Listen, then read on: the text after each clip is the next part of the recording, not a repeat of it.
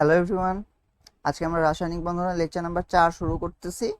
আজকে আমরা পড়ব হলো গাঠনিক সংকেত, সন্নিবেশ সমযোজী বন্ধন, তারপরে পড়ব আন্তঃআণবিক আকর্ষণ বল সম্পর্কে, হাইড্রোজেন বন্ধন সম্পর্কে। এরপরে আজকে আমরা শেষ করব হলো অষ্টক সংকোচন আর অষ্টক সম্প্রসারণ নিয়ে। অষ্টক সংকোচন, অষ্টক সম্প্রসারণ বাদে যে টপিকগুলোর কথা আমি বললাম ওগুলো তোমার সিলেবাসে ডিরেক্টলি নাই। ওকে, তোমার সিলেবাসে ডিরেক্টলি নাই। ওই গাঠনিক সংকেতটা আছে, কিন্তু বাকি যে দুটো বললাম সন্নিবেশ সমযোজী বন্ধন, আন্তঃআণবিক আকর্ষণ আর হলো হাইড্রোজেন বন্ধন, এটা তোমার সিলেবাসে ডিরেক্টলি নাই, বাট ওইটা থেকে কোয়েশ্চেন আসে। ঠিক আছে, এইচএসসি তে কোয়েশ্চেন করছে মাঝে মাঝে কিছু বোর্ডে, তো সেই জন্য এগুলো ইনক্লুড করছি। ঠিক আছে, তো চলো শুরু করি বেশি কথা না বলে। তো প্রথমে আছে গাঠনিক সংকেত। গাঠনিক সংকেত কাকে বলে আগে আমরা একটু জেনে নিই। কোনো যৌগে মৌলসমূহ যেভাবে বিন্যস্ত থাকে তাকে মৌলের প্রতীক ও বন্ধনের মাধ্যমে প্রকাশ করে যে সংকেত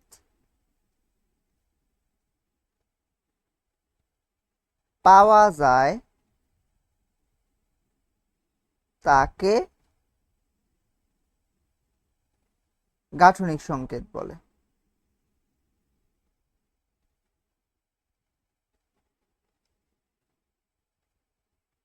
ওকে, চলো আমরা কয়েকটা এক্সাম্পল দেখি, তাহলে আসলে বোঝা যাবে কি বলতে চাচ্ছি আমি। ধরো আমি ক্লোরিনের কথা বললাম। একটা কথা বললে নি, গাঠনিক সংকেত কনসেপ্টটা মেইনলি সমযোজী যৌগের জন্য। মেইনলি সমযোজী যৌগ। সমযোজী যৌগ কারা আমি আশা করি বলছি, যাদের মধ্যে সমযোজী বন্ধন থাকে, তাই না? তো গাঠনিক সংকেতটা মেইনলি সমযোজী যৌগের জন্য দেখায়, মানে এখানে সমযোজী বন্ধনের জন্য আমরা গাঠনিক সংকেত মানে প্রধানত লিখতে পারি। ঠিক আছে, এখন কথা হলো দেখো ক্লোরিন 2, ভালো। এখন Cl2 তে কি হবে? একটা ক্লোরিন আরেকটা ক্লোরিনের সাথে বন্ডেড থাকবে। তো গতদিন কিন্তু আমরা বন্ধন প্রকাশ দেখাইছি, এই ক্লোরিন একটা ইলেকট্রন দিল, এই ক্লোরিন আরেকটা ইলেকট্রন দিল, তাই না? ওরা কি এটা এই দুইটা ইলেকট্রনকে শেয়ার করবে, মানে এদের মধ্যে একটা বন্ড হবে। এই যে এইটা এটার ক্লোরিনের গাঠনিক সংকেত। তারপরে মনে করো আমি দিলাম অক্সিজেন। অক্সিজেন কি করে? অক্সিজেন দুইটা ইলেকট্রন শেয়ার করে, মনে আছে? মনে যদি থাকে তোমাদের, দেখো এই যে একটা ইলেকট্রন, এই যে আরেকটা ইলেকট্রন, আর একটা অক্সিজেনের এই যে একটা ইলেকট্রন, এই যে আরেকটা ইলেকট্রন, এই যে একটা বন্ড, এই যে আরেকটা বন্ড। ঠিক আছে, তাহলে অক্সিজেন কি ডাবল বন্ডেড। আমি বন্ডগুলো অনেক বড় বড় দিচ্ছি, একটু ছোট করে দিতে হয়, তো আমি দেখাই কিভাবে লিখবা। Oxygen double bond oxygen. ক্লোরিনেরটাও বড় দিয়ে ফেলছি, ক্লোরিন সিঙ্গেল বন্ড ক্লোরিন। নাইট্রোজেনের দিকে তাকাও, কি হবে? নাইট্রোজেন তিনটা বন্ড থাকে না, গতদিন দেখানো হয়েছে। তাহলে নাইট্রোজেন ট্রিপল বন্ড, এটাই এগুলার গাঠনিক সংকেত। তারপরে মনে করো তোমাকে আমি সহজ আরো কয়েকটা দেখাই। HCl, HCl কি হবে? হাইড্রোজেন আর ক্লোরিন সিঙ্গেল বন্ডেড থাকবে। তারপরে মনে করো HF, HF এ কি হবে? হাইড্রোজেন আর ফ্লোরিন সিঙ্গেল বন্ডেড থাকবে, কারণ একটা করে ইলেকট্রন শেয়ার হয়, আমরা দেখছি এগুলো। তারপরে মনে করো কোনটা দেখাইতে পারি তোমাকে, কার্বন ডাই অক্সাইড, এটাও দেখছি আমরা কতদিন। মাঝখানে কার্বন থাকে, দুই পাশে দুইটা অক্সিজেন থাকে নাকি। তারপরে পানিরটা আমরা ছোটবেলা থেকে দেখে আসতেছি, আর কালকেও দেখছি, দেখে ক্লিয়ারও করছি কেন পানি পোলার আর কার্বন ডাই অক্সাইড পোলার। সরি, পোলার না, হ্যাঁ ঠিকই আছে। অক্সিজেন থাকে এমনি, আর দুইটা হাইড্রোজেন সিঙ্গেল বন্ডেড থাকে এইভাবে। ঠিক আছে, এখন আমি তোমার আরো কয়েকটা মৌলের বন্ধন গঠনের সাথে গাঠনিক সংকেত দেখায় দিই। ধরো NH3, কি বলছি? NH3 অ্যামোনিয়া, এটার বন্ধন কিভাবে গঠিত হবে? তো N 7, 1s2, 2s2, 2p3, এই যে আমার s অরবিটাল, এই যে আমার p অরবিটাল অর্ধপূর্ণ থাকবে নাকি, p অরবিটালটা অর্ধপূর্ণ থাকবে। তো দেখো তিনটা অযুগ্ম ইলেকট্রন আছে, তাহলে তিনটা হাইড্রোজেনের সাথে অযুগ্ম ইলেকট্রনগুলো শেয়ার করবে। হাইড্রোজেনের একটা ইলেকট্রন আছে, হাইড্রোজেনের একটা, ওইটাও লেখা দিই 1s1। তো এই যে তিনটা হাইড্রোজেনের এই অযুগ্ম ইলেকট্রনের সাথে নাইট্রোজেন কি করবে, ওর তিনটা অযুগ্ম ইলেকট্রন শেয়ার করবে। শেয়ার করে কি গঠন করবে, অ্যামোনিয়া। দেখতে কেমন হবে যদি আমি এই যে কি বলে ডট ক্রস স্ট্রাকচার দিয়ে আঁকি, দেখো দুইটা ইলেকট্রন নাইট্রোজেন এইখানে, আর তিনটা কি অযুগ্ম ইলেকট্রন দিতে হবে, এই যে তিনটা অযুগ্ম ইলেকট্রন প্লাস কি তিনটা হাইড্রোজেন। হাইড্রোজেনের কয়টা ইলেকট্রন আছে, একটা। তো দেখো কি হবে, এই যে আমার অ্যামোনিয়ার একটা অযুগ্ম ইলেকট্রন থেকে যাচ্ছে, মানে এক জোড়া ইলেকট্রন একটা থেকে যাচ্ছে, তারপর এই যে একটা ইলেকট্রন, এই যে একটা ইলেকট্রন, এই যে একটা ইলেকট্রন, এই যে একটা ইলেকট্রন, এই ক্রসের গুলা কি হাইড্রোজেন থেকে আসতেছে নাকি। দেখো প্রত্যেকটা এসে একটা করে এক জোড় করে ইলেকট্রন শেয়ার হয়েছে, মানে কি একটা করে বন্ধন গঠন হয়েছে। তাহলে গাঠনিক সংকেত কিভাবে লেখা যাবে, এই যে এইভাবে। এইটা হলো এখানে একটা হাইড্রোজেনের ইলেকট্রন, এখানে হলো গিয়ে নাইট্রোজেনের ইলেকট্রন। আমি তোমাকে আবার বোঝাই একটু, যারা অন্য কালার নিয়ে আসি। এই যে হাইড্রোজেনের ক্রস ইলেকট্রনটা, এই যে নাইট্রোজেনের ডট, এই দুইটা শেয়ার হয়ে বন্ড গঠন হয়েছে, বুঝাইতে পারছি। তাহলে অ্যামোনিয়ার গাঠনিক সংকেত হবে এমন। চলো আরো কয়েকটা দেখি।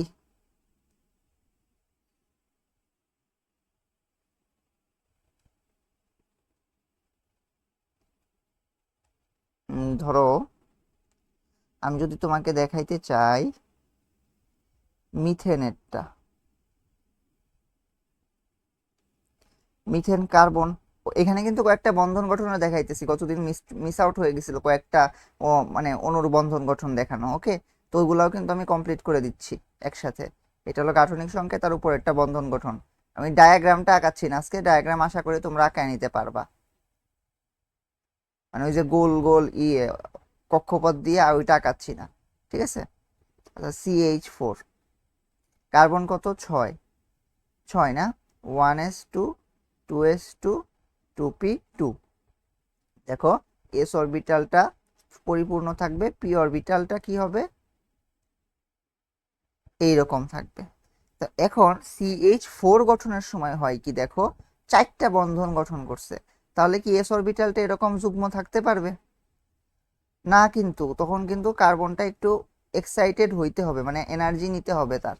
তো এনার্জি নিয়ে এইটাকে যখন সে এইখানে পাঠাবে, তখন দেখো সে চারটা বন্ধন গঠন করতে পারবে। কারণ কি এখন তার চারটা অযুগ্ম ইলেকট্রন নাই, তো চারটা অযুগ্ম ইলেকট্রন আনতে গেলে তার এই যে এই একটা ইলেকট্রনকে এইখানে পাঠাইতে হবে। এগুলো কিন্তু আমরা দেখছিলাম যে কার্বনের যোজনে 2 ও 4 হয় কেন।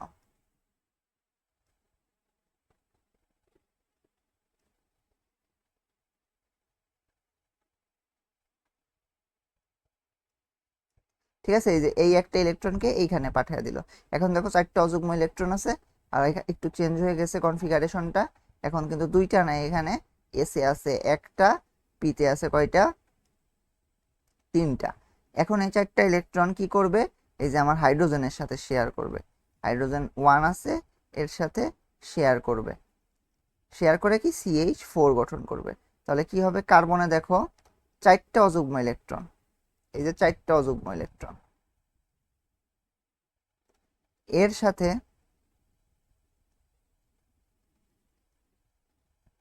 হাইড্রোজেনের চারটা হাইড্রোজেন অ্যাড হবে। অ্যাড হয়ে দেখো এই যে এক, সরি এটাকে ক্রস দেই, এই যে একটা হাইড্রোজেন, এই যে একটা হাইড্রোজেন, এই যে একটা হাইড্রোজেন, তারা সুন্দর করে আঁকি, একটু কেমন জানি হয়ে গেল, একটু বড় করে আঁকলে ভালো হয়।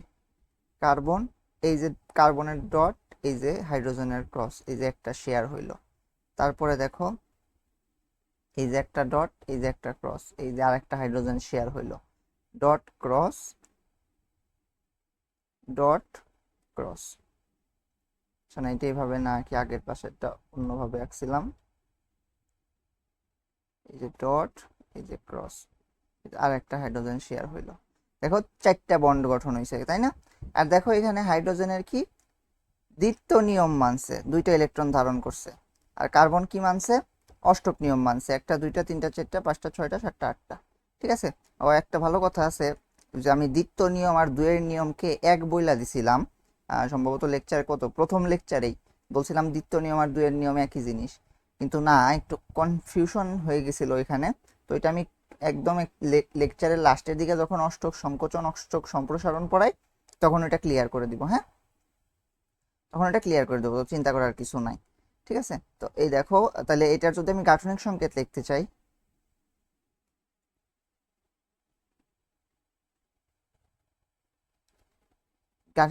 গাঠনিক সংকেতটা যদি লিখতে চাই তাহলে হবে এইরকম, CH4। ঠিক আছে। চলো আরো কয়েকটা দেখি, PCl3, PCl5, BF3, এই তিনটা দেখবো আমরা। PCl3 দেখি আগে, ফসফরাস 15 হলো তার কি বলে পারমাণবিক সংখ্যা। তাহলে ইলেকট্রন বিন্যাস করলে কি হয়, নিয়ন 3s2 3p3 3d0। 3d0 কেন লিখতেছি একটু পরে বুঝতে পারবা। ঠিক আছে। এই দেখো এর দুইটা ইলেকট্রন এখানে যাবে, এখানে একটা ইলেকট্রন যাবে, আর ডি অরবিটালটা কি এখন শূন্য আছে। ঠিক আছে। এর সাথে অ্যাড হইতে হবে কি আমার ক্লোরিন। ক্লোরিন হলো 17 না, তো এটা ইলেকট্রন বিন্যাস হলো নিয়ন, নিয়নের সাথে কি দিতে হয় 3s2 3p5। দেখো 3s2 এইখানে, আর 3p তে যে ইলেকট্রনগুলো আছে একটা দুইটা তিনটা, এরপর একটা, এরপর আরেকটা, দেখো একটা কিন্তু অযুগ্ম আছে। হ্যাঁ, এই একটা অযুগ্ম ইলেকট্রনই কি প্রথমে PCl3 গঠনের সময় এই তিনটার সাথে শেয়ার করবে। তো এই একটা অযুগ্ম ইলেকট্রন তো একজনের আছে, তাহলে এইখানে তো তিনটা অযুগ্ম, শেয়ার করতে হবে তিনটা, তাহলে ক্লোরিন লাগবে কয়টা, তিনটা। এখন দেখো আমি যদি ডট ক্রস স্ট্রাকচার আঁকাইতে চাই, একটা জোর বাঁধা ইলেকট্রন আছে ফসফরাসের, এই যে একটা জোর বাঁধা দিলাম, এই যে একটা অযুগ্ম, এই যে একটা অযুগ্ম, এই যে আর একটা অযুগ্ম, এর সাথে আমি কি দিচ্ছি, তিনটা ক্লোরিন দিচ্ছি। ক্লোরিনের কি অবস্থা, এই যে দেখো একটা দুইটা তিনটা জোর বাঁধা, একটা দুইটা তিনটা জোর বাঁধা, আর একটা কি জোর ছাড়া, এই জোর ছাড়াটাই তিনটার সাথে বন্ধন গঠন করবে। তাহলে কি রকম হবে, পিটা মাঝখানে থাকবে, এটা এখানে থাকবে, এটা এখানে থাকবে। তারপরে এই যে একটা ডট, এই যে একটা ক্রস, এই যে একটা ডট, এই যে একটা ক্রস, এই যে একটা ডট, এই যে একটা ক্রস, এই যে সিএল, এই যে সিএল, এই যে সিএল। দেখো কিন্তু একটা একটা কিন্তু মুক্তজোড় ইলেকট্রন রয়ে গেছে। এটা কিন্তু এই যে আমার NH3 এর সময় দেখো একটা মুক্তজোড় ইলেকট্রন রয়ে গেছিল, এটা কিন্তু একটু পরে একটা কনসেপ্টে কাজে লাগবে। কার্বনের কিন্তু কোনো মুক্তজোড় ইলেকট্রন রয়ে যায় নাই, তাই না? আচ্ছা, তো এটার গাঠনিক সংকেতটা হবে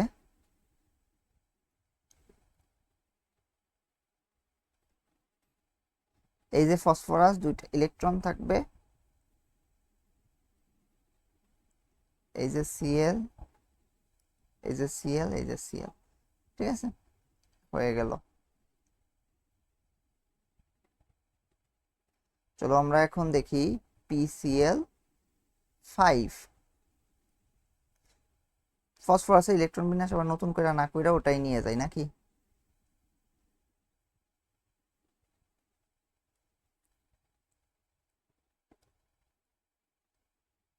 এই দেখো ফসফরাসের ইলেকট্রন বিন্যাস। এখন তুমি খেয়াল করে দেখো বন্ধন গঠন হচ্ছে 5টা, কিন্তু এখন কি 5টা বন্ধন গঠন করার মতো অবস্থায় আছে ফসফরাস? কারণ অযুগ্ম ইলেকট্রন 3টা। তাহলে কি করতে হবে, সে এনার্জি কনজিউম করে তার ইলেকট্রনগুলোকে 3D তে, গুলোকে না, একটা ইলেকট্রনকে 3s থেকে একটা জোর বাঁধা ইলেকট্রনকে 3D তে ট্রান্সফার করবে। তাহলে 3s1 হয়ে যাবে তখন। 3p3 তো থাকবে, 3p তে তো কোনো চেঞ্জ হয়নি, আর 3D তে তখন একটা ইলেকট্রন থাকবে। এখন দেখো যোজনী কিন্তু এক্সটেন্ড হয়ে গেছে, কারণ কি তার 5টা অযুগ্ম ইলেকট্রন হয়েছে। তো 5টা অযুগ্ম ইলেকট্রন কি হবে, 5টা ক্লোরিনের সাথে অ্যাড হবে। দাঁড়াও,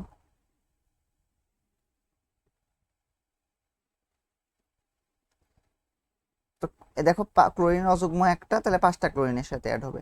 তাহলে কি করতেছি আমি, দেখো 5টাই কিন্তু এখন অযুগ্ম না,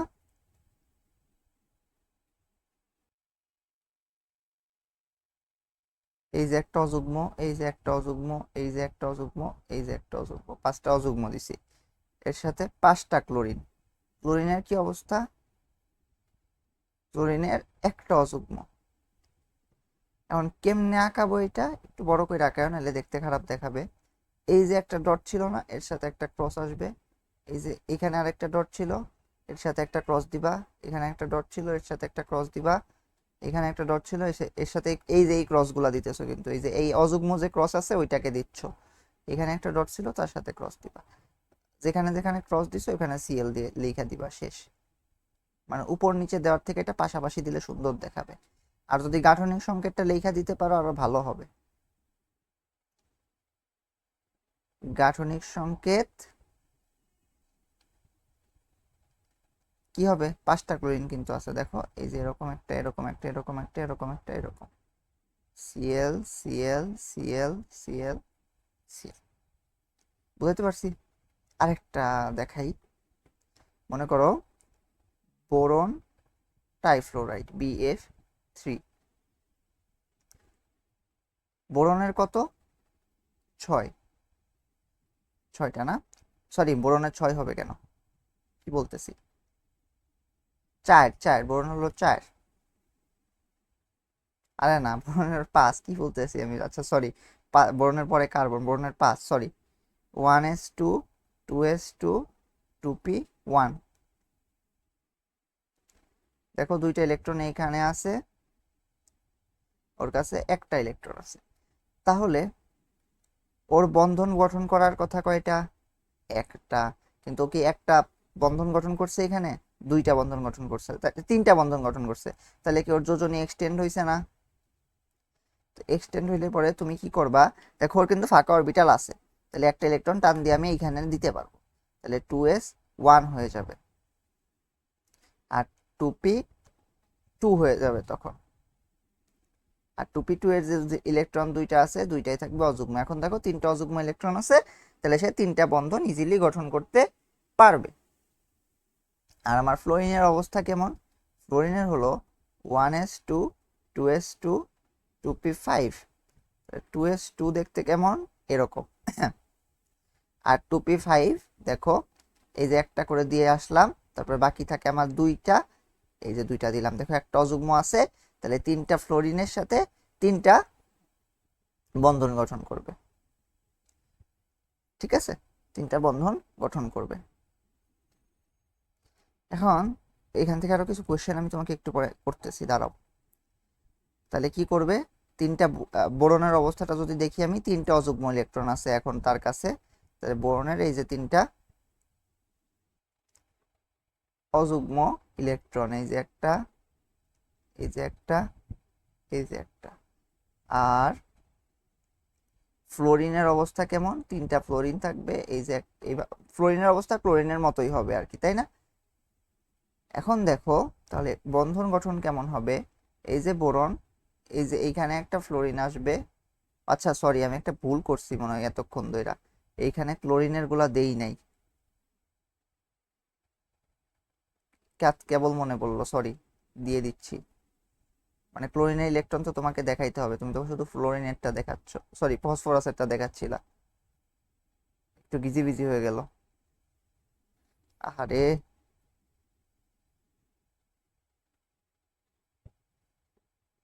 ওই ক্লোরিনটা একটু উপরে লেখি নাকি?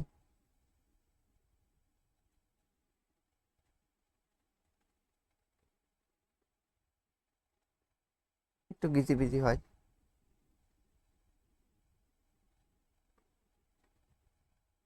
দেখো ক্লোরিনের আরো যে 3 জোড় করে ইলেকট্রন ছিল ওটা দিবা না?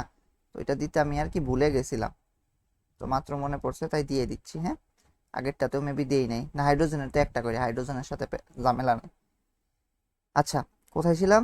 হ্যাঁ, এখন এই যে এইটা দেওয়ার সময় মনে পড়লো, তো এটাকে একটু নিচে লিখি, তাহলে পরে অসুবিধা হয়ে যাবে।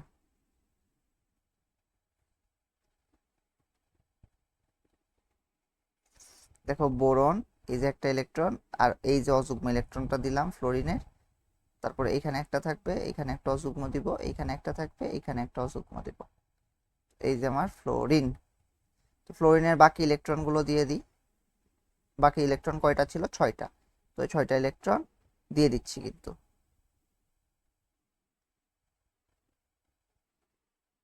আচ্ছা না, এটা এইভাবে দিলে কেমন জানি দেখাইতেছে। এই ফ্লোরিনটা আমি এখানে দিছি কেন? এইবার দেখো,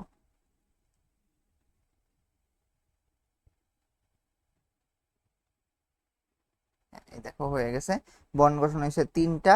তাহলে গাঠনিক সংকেত কেমন হবে? গাঠনিক সংকেত হবে 3টা সিঙ্গেল বন্ড দেখায় দিবা। গাঠনিক সংকেত এই যে এরকম হবে।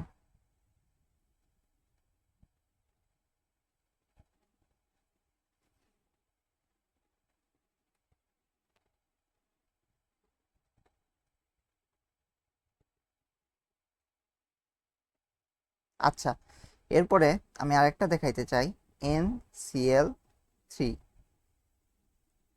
দেখো নাইট্রোজেনের ইলেকট্রন বিন্যাস কেমন? 7। দেখো কি 1s2 2s2 2 2p3, এই যে 2s, এই যে 2p। দেখো নাইট্রোজেনের সাথে বন্ড গঠন করছে কয়টা? Cl 3টা। তাহলে Cl এর ইলেকট্রন বিন্যাসটা কপি করে নিয়ে আসি, খালি খালি লেখার কি দরকার।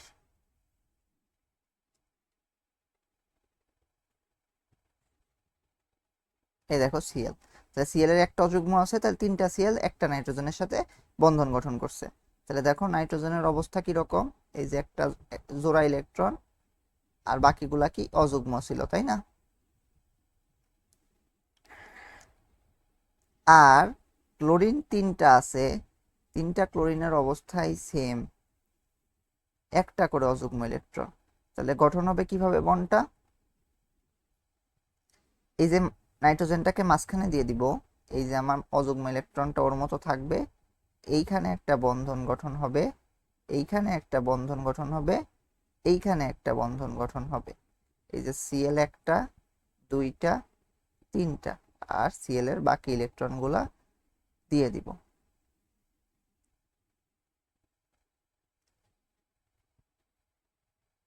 ভালো হয়েছে না? এখন গাঠনিক সংকেত কেমন হবে?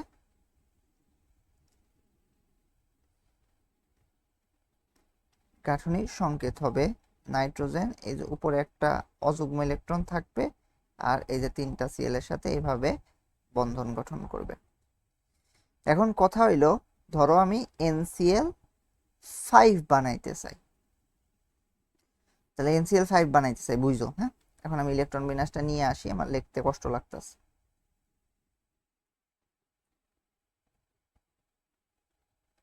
সরি, আরে দূর, কি করতেছি, একটু দাঁড়াও। হ্যাঁ ঠিক হয়েছে, দেখো নাইট্রোজেন আর ক্লোরিনের ইলেকট্রন বিন্যাসটাকে নিয়ে আসলাম, নাইট্রোজেন ডাবল হয়ে গেছে, মুছে দিই। এই দেখো, এখন যদি 5টা ক্লোরিনের সাথে বন্ড করতে চায়, তাইলে কি নাইট্রোজেনের এই একটা ইলেকট্রনকে কোথাও পাঠানো দরকার, অযুগ্ম বানানো দরকার, নাইলে কি বন্ড গঠন করতে পারবে? পারবে না কিন্তু, কারণ সে 5টা ক্লোরিনের সাথে বন্ড গঠন করতে হইলে তার কি একটা ইলেকট্রনকে অযুগ্ম বানাতে হবে, সেটা তার পক্ষে সম্ভব না, কারণ তার কোনো 2d অরবিটাল নাই। দেখুন আমরা, যেমন দেখো আমরা PCl5 বানানোর সময় 3d তে দিছিলাম, কিন্তু ওর কিন্তু কোনো 2d নাই। আবার তুমি বলতে পারো ভাইয়া তাহলে সামনে তো 3s আছে, 3s এ পাঠাইয়া দিক, তাই না? তুমি তো বলতেই পারো 3s এ পাঠাইয়া দিক, 3s এও সে পাঠাইতে পারবে না। কারণ হইল দ্বিতীয় শক্তি স্তর আর তৃতীয় শক্তি স্তরের মধ্যে শক্তির ডিফারেন্সটা বেশি, আর দ্বিতীয় শক্তি স্তরের 2p আর, মনে করো 2s আর 2p এর মধ্যে শক্তির ডিফারেন্স বেশি না, তো 2p আর 3s এর মধ্যে বেশি, তো অত শক্তির ডিফারেন্সে পাঠানো পসিবল না, তাহলে এখানেও পাঠাইতে পারবে না। তাইলে কি সে কি যোজনী এক্সটেন্ড করতে পারতেছে?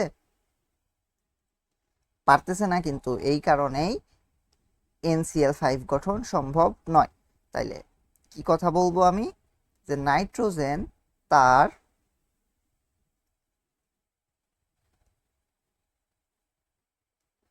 2s এ বিদ্যমান ইলেকট্রনদ্বয় হতে কোনো ইলেকট্রনের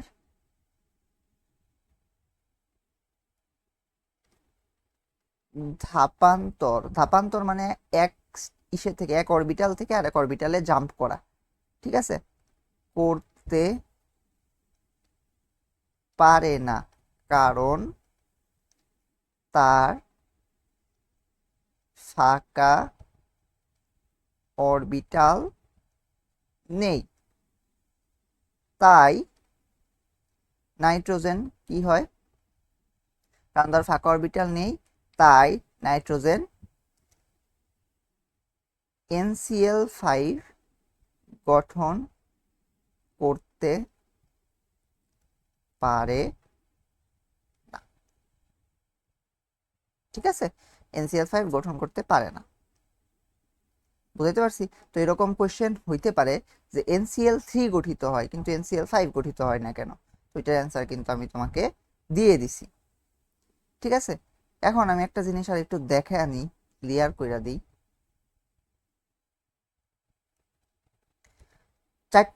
তিন চারটা যৌগ লিখবো আমি।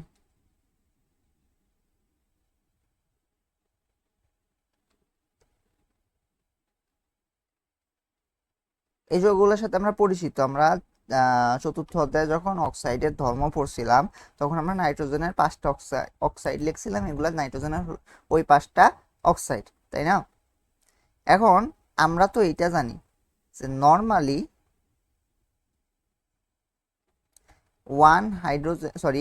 ওয়ান অক্সিজেন মিনস 2 হাইড্রোজেন, তাই না? মানে একটা অক্সিজেন যতগুলো বন্ড গঠন করে, 2টা হাইড্রোজেন ততগুলো বন্ড গঠন করে। এটার ব্যাখ্যা আমি তোমাকে দেই। যেমন একটা অক্সিজেন, আমি প্রথম দিকে চলে যাই, দেখো অক্সিজেন বন্ড গঠন করছে 2টা, কিন্তু একটা হাইড্রোজেন কিন্তু একটা ইলেকট্রনে দিতে পারে, তাই সে বন্ড গঠন করতেছে 1টা। তার মানে একটা অক্সিজেন যতগুলো বন্ড গঠন করে, 2টা হাইড্রোজেন ততগুলো বন্ড গঠন করে।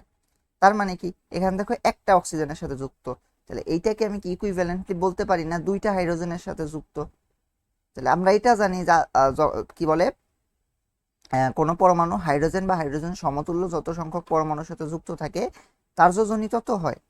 তাহলে এখানে বলতে পারতেছি সমতুল্য 2টা হাইড্রোজেনের সাথে যুক্ত, তাহলে এইখানে নাইট্রোজেনের যোজনী কত, 2। এখন খেয়াল করো, 2টা নাইট্রোজেন একটা অক্সিজেনের সাথে যুক্ত, তাহলে একটা নাইট্রোজেন কয়টা অক্সিজেনের সাথে যুক্ত, হাফ। তাহলে একটা অক্সিজেন মানে 2টা হাইড্রোজেন, তাহলে হাফ অক্সিজেন মানে কত, হাফ গুণ 2 হাইড্রোজেন, হাফ গুণ টু মানে কত, একটা হাইড্রোজেন। তাহলে এইখানে প্রত্যেকটা নাইট্রোজেন বলতে পারি আমি সমতুল্য একটা হাইড্রোজেনের সাথে যুক্ত আছে। তো সেই ক্ষেত্রে এই জন্য নাইট্রোজেনের যোজনী এইখানে 1। আমি যে কথাগুলো বলতেছি তুমি ওগুলো নোট করে নিতে পারো, বাট আমি জাস্ট মুখে বইলা যাইতেছি বোঝানোর খাতিরে, ঠিক আছে, লিখতেছি না। এরকম উদাহরণ অ্যানালাইসিস আগেও করা হয়েছে। তাই এইখানে দেখো 2টা নাইট্রোজেন 4টা অক্সিজেনের সাথে যুক্ত, একটা অক্সিজেন মানে কত, 2টা করে হাইড্রোজেন, তাহলে 4টা অক্সিজেন মানে কত, 8টা হাইড্রোজেন। 2টা নাইট্রোজেন 8টা হাইড্রোজেন, তাহলে একটা নাইট্রোজেন কতটা হাইড্রোজেন, 4টা হাইড্রোজেন। তো এই ক্ষেত্রে নাইট্রোজেনের যোজনী হবে 4। N2O3 দেখো, 2টা নাইট্রোজেন 6টা অক্সিজেন, 6টা অক্সিজেন মানে কত, সরি ভুল বলছি, 3টা অক্সিজেন মানে কত, 6টা হাইড্রোজেন, 6টা হাইড্রোজেনের সাথে 2টা নাইট্রোজেন, তাহলে একটা নাইট্রোজেন কয়টা হাইড্রোজেনের সাথে, 3টা হাইড্রোজেনের সাথে, 6/2, তাহলে নাইট্রোজেনের যোজনী এখন হবে কত, 3। এই ক্ষেত্রে দেখো 2টা নাইট্রোজেন 5টা অক্সিজেনের সাথে, 5টা অক্সিজেন মানে 10টা হাইড্রোজেন, 2টা 10টার সাথে হাইড্রোজেনের সাথে, তাহলে একটা কয়টা হাইড্রোজেনের সাথে, 5টা হাইড্রোজেনের সাথে, তাহলে এই ক্ষেত্রে নাইট্রোজেনের যোজনী হবে 5। ঠিক আছে, এইভাবে নাইট্রোজেনের মাল্টিপল যোজনী ব্যাখ্যা করা যায়। নাইট্রোজেনের মানে কি বলে ওটার কনসেপ্টের নাম জানি কি, হ্যাঁ, পরিবর্তনশীল যোজ্যতা।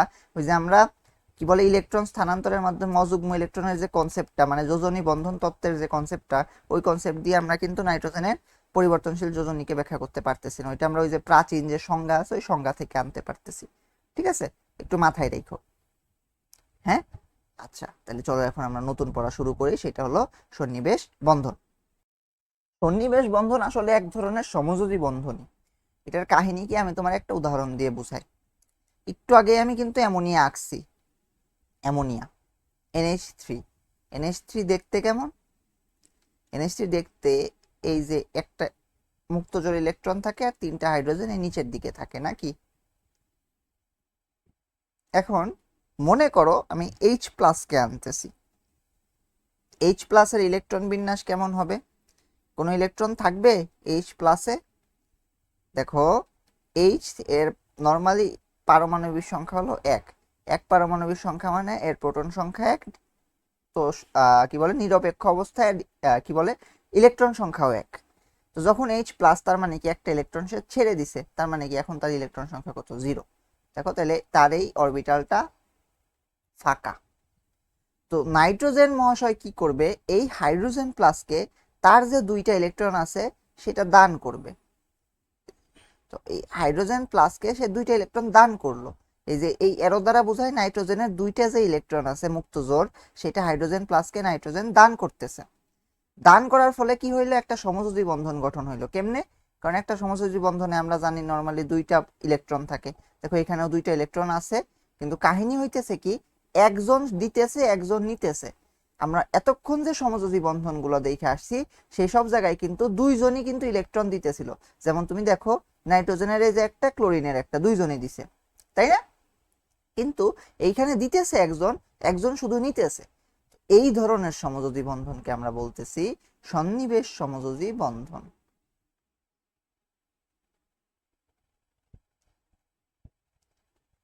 সন্নিবেশ সমযোজী বন্ধন। চলো তাহলে আমি কি তোমার বুঝাইতে পারলাম সন্নিবেশ সমযোজী বন্ধন কি? এখন এটার কয়েক সংজ্ঞাটা দেখি। সংজ্ঞা দেখবো আর অল্প কয়েকটা উদাহরণ দেখবো। এটা নিয়ে বেশি মাথা ঘামানোর দরকার নেই অ্যাকচুয়ালি, কারণ এটা তোমার সিলেবাসের বাইরে।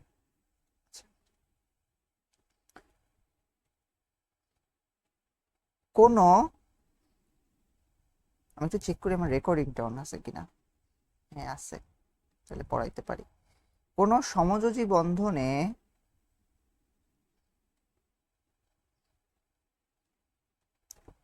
যদি উভয় ইলেকট্রনই একটি পরমাণু দান করে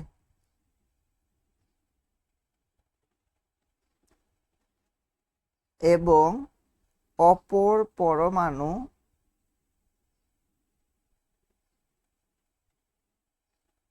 শুধু ইলেকট্রনটি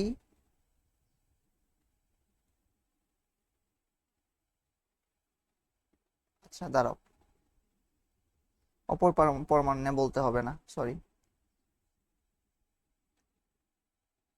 কি বলছি? কোন সমযোজী বন্ধনে যদি উভয়, উভয় না লিখে 2টা লিখি, 2টি ইলেকট্রনই একটি পরমাণু দান করে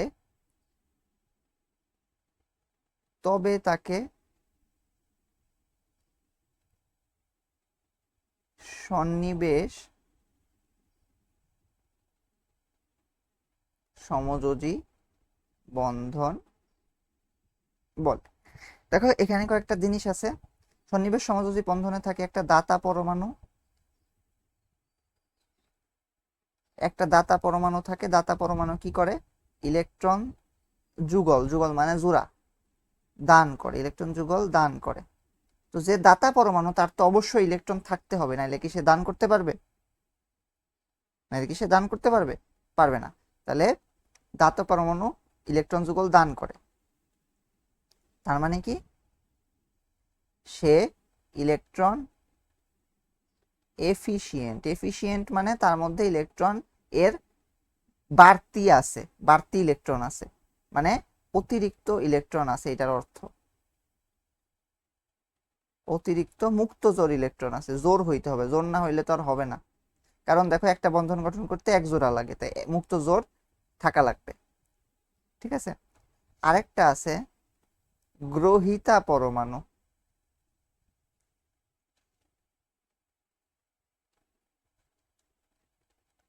গ্রহিতা পরমাণু সে কি করে? ইলেকট্রন যুগল শুধুমাত্র শেয়ার করে, ঠিক আছে, ইলেকট্রন যুগল শুধুমাত্র শেয়ার করে, বন্ধনে কোনো পার্টিসিপেট মানে বন্ধনে তার কোনো ইলেকট্রন দেওয়া নেওয়ার কাহিনী নাই। তো সে আসলে কি ইলেকট্রন ডেফিশিয়েন্ট। ডেফিশিয়েন্ট মানে তার মধ্যে ইলেকট্রনের কমতি আছে। কমতি আছে কে দুই ভাবে বলা যায়। এক হইল ফাঁকা অরবিটাল আছে, মানে ডেফিশিয়েন্ট মানে কমতি। তো কমতিকে দুই ভাবে বলতে পারি আমি, যে ফাঁকা অরবিটাল আছে, আরেকটা ভাবে বলতে পারি অষ্টক অপূর্ণ আছে। অষ্টক অপূর্ণ আছে, ঠিক আছে। যেমন ওর কিন্তু ফাঁকা অরবিটাল ছিল একটা, তো সেই কারণে ও একটা গ্রহিতা পরমাণু হিসেবে আচরণ করতে পারছে। আর অষ্টক অপূর্ণ থাকলে পরেও কতকগুলো পরমাণু গ্রহিতা পরমাণু হিসেবে আচরণ করে। আর সন্নিবেশ বন্ধনকে দেখো কিন্তু আমি এইটা দিয়ে প্রকাশ করছি, সরি, এই যে এইভাবে একটা অ্যারো দিয়ে প্রকাশ করছি। এই অ্যারো মানে কি? সন্নিবেশ, সন্নিবেশ বন্ধন। তো অ্যারোটা কোন দিক থেকে কোন দিকে যাবে? এই মাথায় থাকবে দাতা পরমাণু, এই মাথায় থাকবে গ্রহিতা পরমাণু। দেখো, দাতা থেকে গ্রহিতার দিকে, ঠিক আছে, সন্নিবেশ বন্ধন। তো এই জিনিসগুলো ছিল। এখন দেখো, এই যে আমি এটা আঁকলাম, এটা কিন্তু একটা যৌগমূলকের গঠন। তোমরা কি সেটা বলতে পারবা কোন যৌগমূলক? দেখো তো, এটা NH4+ না? তিনটা হাইড্রোজেন, একটা H+, তাহলে NH4+, তাই না? এটা কিন্তু NH4+ এর গঠন। এখন যদি আমি তোমাকে কোয়েশ্চেন করি NH4+, আচ্ছা ওটা পরের পৃষ্ঠায় করি নাকি? NH4+ এ কয় ধরনের বন্ধন বিদ্যমান? হ্যাঁ, এরকম কোয়েশ্চেন মাঝে মাঝে আসে MCQ-তে। NH4+ এ কয় ধরনের বন্ধন বিদ্যমান? তুমি অ্যান্সার কি দিবা? দুই ধরনের। কি কি? সমযোজী বন্ধন আর সন্নিবেশ সমযোজী বন্ধন। এই দেখো, এই তিনটা কিন্তু সমযোজী, আর একটা সন্নিবেশ সমযোজী আছে, দুই ধরনের, ঠিক আছে। এখন যদি আবার কোয়েশ্চেন করে NH4+ এ কয়টি বন্ধন বিদ্যমান?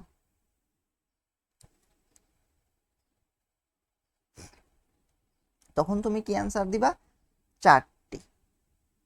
দেখো, একটা, দুইটা, তিনটা, চারটা, ঠিক আছে। NH4+ এর গঠন কিন্তু আমরা দেখায় ফেলছি। তো চলো আরো কয়েকটা দেখি এইভাবে। ধরো কোনটা দেখাবো? হ্যাঁ, PH4+ দেখি, সেমই হবে। PH3 দেখতে এইরকম, NH3 এর মতো। পি আর হাইড্রোজেন, তো হাইড্রোজেন আর ফসফরাস তো একই গ্রুপে, তাই তারা মোটামুটি কয়েকটা যৌগ একই ধরনের তৈরি করে। দেখো, PH3 দেখতে এরকম, আর একটা এক জোর মুক্তজোর থাকে, সেই মুক্তজোর সে H+ কে দান করবে। তো এইখানেও কিন্তু চারটা বন্ধন আছে, দুই ধরনের বন্ধন আছে, ঠিক আছে। এটা কিন্তু সন্নিবেশ বন্ধন, তাই না? প্রায় একটা উদাহরণ দেখতে পারি।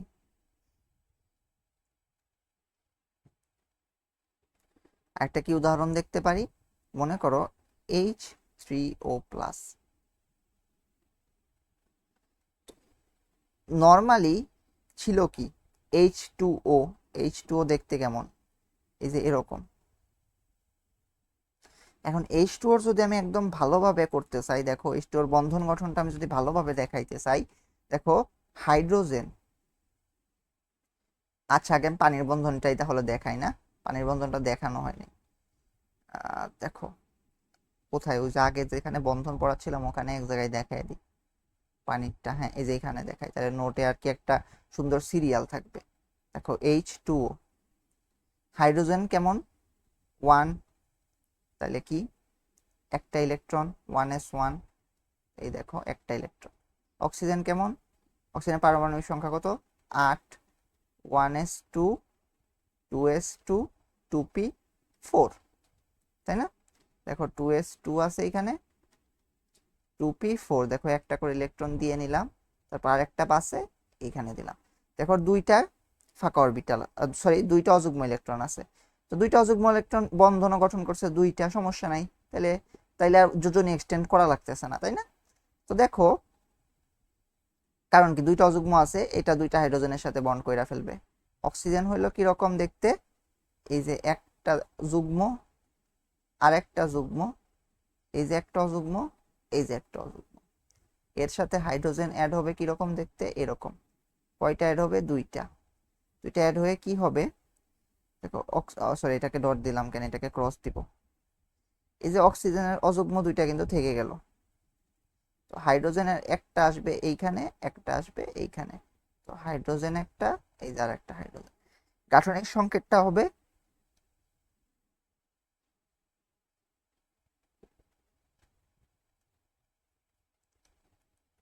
এই যে এরকম এরকম এরকম এরকম, সরি আমি তো গাঠনিক সংকেত আঁকবো। আচ্ছা, গাঠনিক সংকেত আঁকার সময় এই যে যে মুক্ত জোরগুলো থাকে ওগুলোকে দিয়ে দিতে হয়, ঠিক আছে। দেখো এই যে একটা, এই যে দুইটা গঠন হয়ে গেল, মুক্ত জোরগুলোকে দিয়ে দিতে হয়, ঠিক আছে। দেখো দুইটা মুক্তজোর ইলেকট্রন ছিল, দুই জোড়া মুক্তজোর ইলেকট্রন ছিল, তো সেটা দিয়ে দিছি। আর এই যে এই দুইটাকে বন্ধন বানিয়ে দিছি, এই যে এই দুইটাকে বন্ধন বানিয়ে দিছি, ঠিক আছে। মানে বন্ধনগুলোকে বন্ধন বানিয়ে দিতে হয়, মুক্তজোরগুলো মুক্তজোরের মতো থাক। এখন পানির গঠন তাহলে বুঝছি আমি।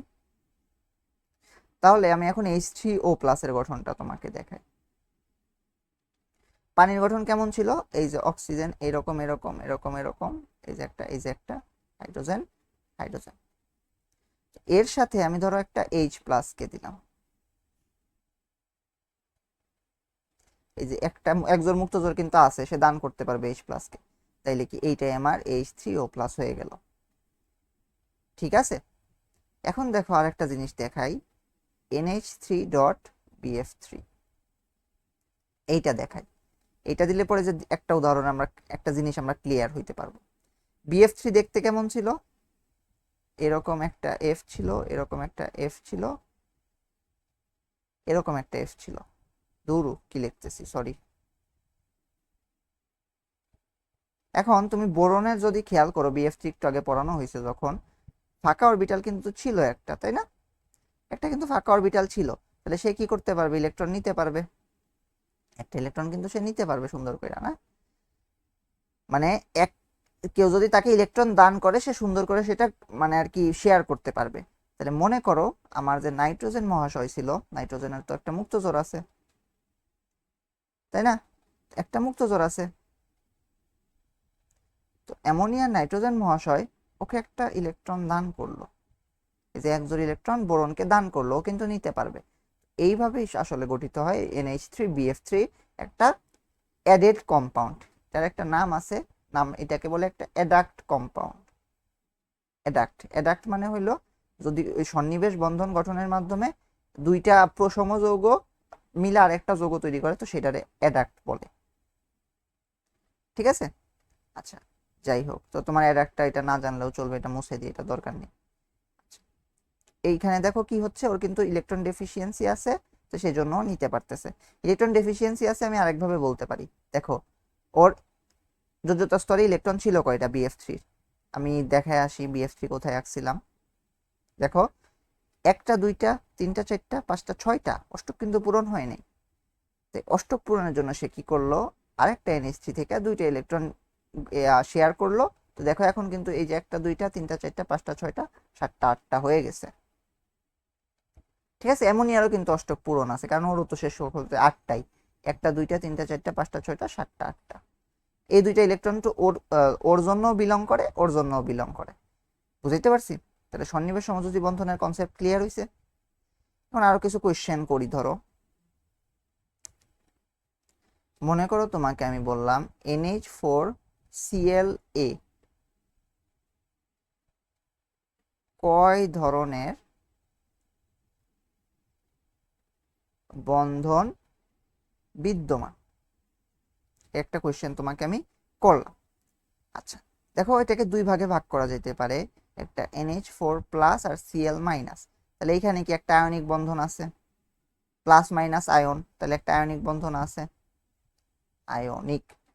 এখন যদি আমি NH4+টাকে একদম ভাঙি, ভেঙে লিখি, ব্র্যাকেটে লিখতে হয়, তাহলে ওইটা দেখতে কেমন, এই যে এরকম H+, তিনটা হাইড্রোজেন, আর আমার এটা হোল আয়ন কি ছিল, প্লাস নাকি, আর এর সাথে একটা Cl-। তো দেখো তিনটা সমযোজী, একটা কি বলে সন্নিবেশ, একটা আয়নিক। তাহলে আয়নিকও আছে,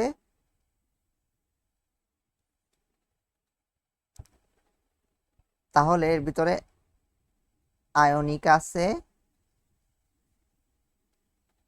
কোভ্যালেন্ট আছে, কোভ্যালেন্ট মানে সমযোজী। আর আচ্ছা আমি সন্নিবেশেরটার ইংরেজি বলতে ভুলে গেছিলাম, ওটা বলে দিই, কোঅর্ডিনেট কোভ্যালেন্ট।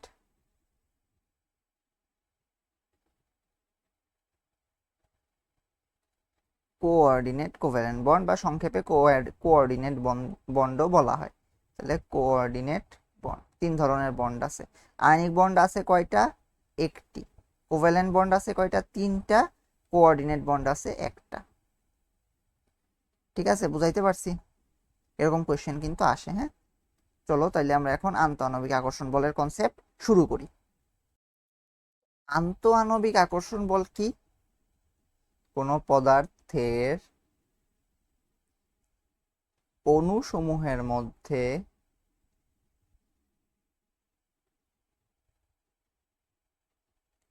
যে আকর্ষণ বল বিদ্যমান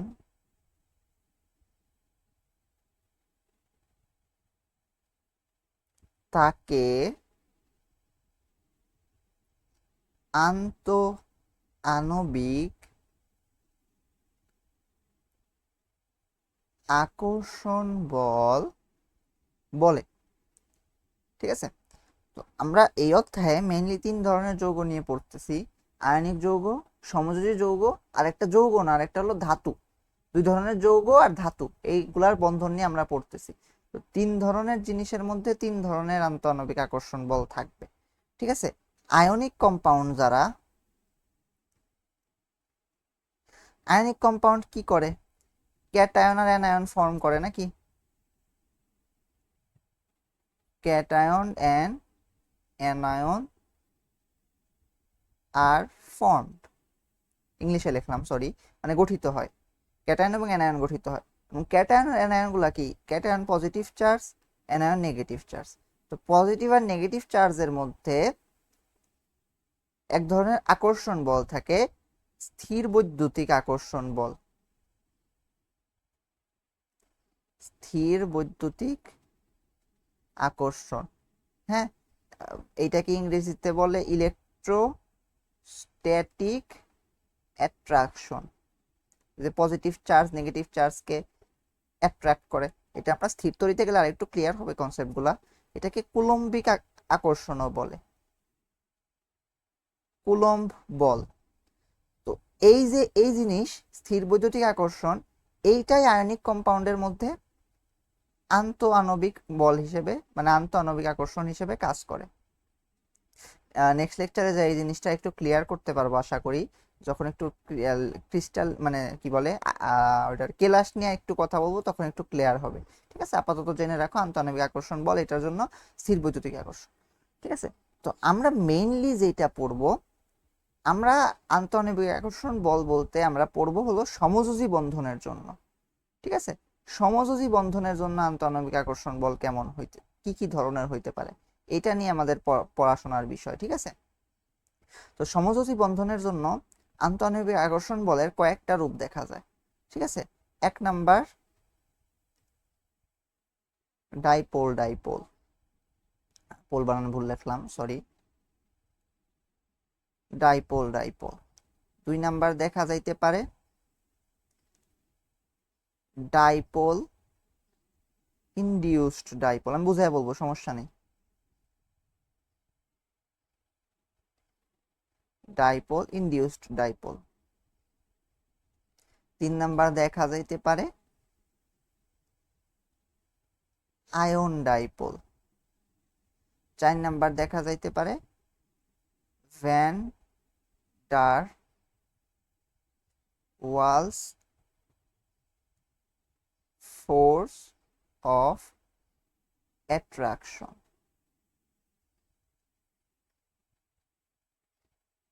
সরি, একটু কাহিনী আছে, একটু দাঁড়াও, একটু ভুল বলছি, দাঁড়াও। অ্যাকচুয়ালি ভুল বলতেছিলাম এতক্ষণ, আমি একটু চেক করে ঠিক শিওর হয়ে নিলাম। এখন একটু ঠিকটা বলি। হ্যাঁ, দেখো আমি একটা ছকের মতো করি। আণবিক আকর্ষণ বলকে তুমি মেইনলি দুইটা ভাগে ভাগ করবা। একটা হলো হাইড্রোজেন বন্ধন, আর একটা হলো van der Waals force of attraction. পুরাটা লিখলাম না, ভ্যান ডার ওয়ালস ফোর্স লিখলাম। তো ভ্যান ডার ওয়ালস ফোর্স আবার দুইটা ক্যাটাগরিতে ভাগ করা যায়। সরি,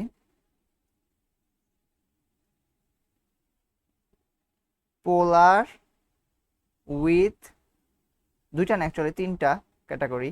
পোলার উইথ পোলার, আরেকটা হইতে পারে পোলার উইথ নন পোলার, আরেকটা হইতে পারে নন পোলার।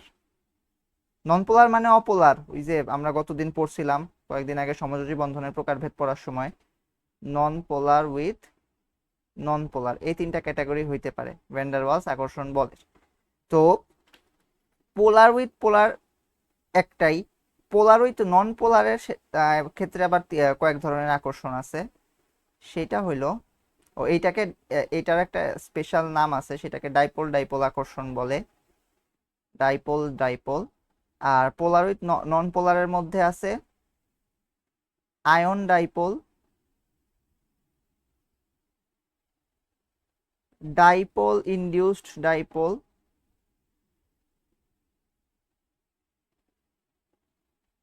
বুঝাবো, সব বুঝাবো অল্প অল্প করে। এটা তোমার খুব একটা বেশি লাগবে না, তারপর আমি তোমাকে একটু একটু করে বুঝাই দেবো, কয়েকটা জিনিস লাগবে।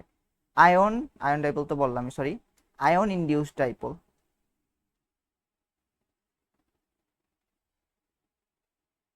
আর এইটার একটা স্পেশাল নাম আছে, এটাকে লন্ডন ফোর্স বলে। নন পোলার উইথ নন পোলারের যে ইন্টারাকশন, সেটাকে লন্ডন ফোর্স বলে। আচ্ছা, এখন কথা হইলো এই যে দেখো, তাহলে আমরা টোটাল পাইতেছি কয়টা, একটা দুইটা তিনটা চারটা পাঁচটা ছয়টা। এই ছয়টা নিয়ে আমরা হালকা পাতলা পড়াশোনা করব। মেইন পড়াশোনা থাকবে এইটা নিয়ে, হ্যাঁ। আর হলো আয়ন ডাইপোল আর ডাইপোল ডাইপোল আর লন্ডন ফোর্স নিয়ে, এই দুইটা নিয়ে খুব বেশি কথাবার্তা বলবো না। ঠিক আছে, ডাইপোল ডাইপোলটা আর হাইড্রোজেন বন্ডিংটা মোটামুটি কাছাকাছি। আর কি বলে, আয়ন ডাইপোলটা আমার আগামী লেকচারের জন্য লাগবে। আর এটা জাস্ট আমি একটু বুঝাই দিব তোমাকে কয়েকটা জিনিস ব্যাখ্যা করার জন্য। ঠিক আছে, তাহলে ভ্যান ডার ওয়ালস ফোর্সেসের মধ্যে এগুলো আছে। আচ্ছা, আগে আমি বলে নিই পোলার কারা। সেটা তো আগেও বলছি। ডাইপোল কাদের মধ্যে সৃষ্টি হয়? ওই যে পোলার পোলার সমযোজী যৌগের মধ্যে। আয়ন কাদের মধ্যে সৃষ্টি হয়? আয়নিক যৌগের মধ্যে।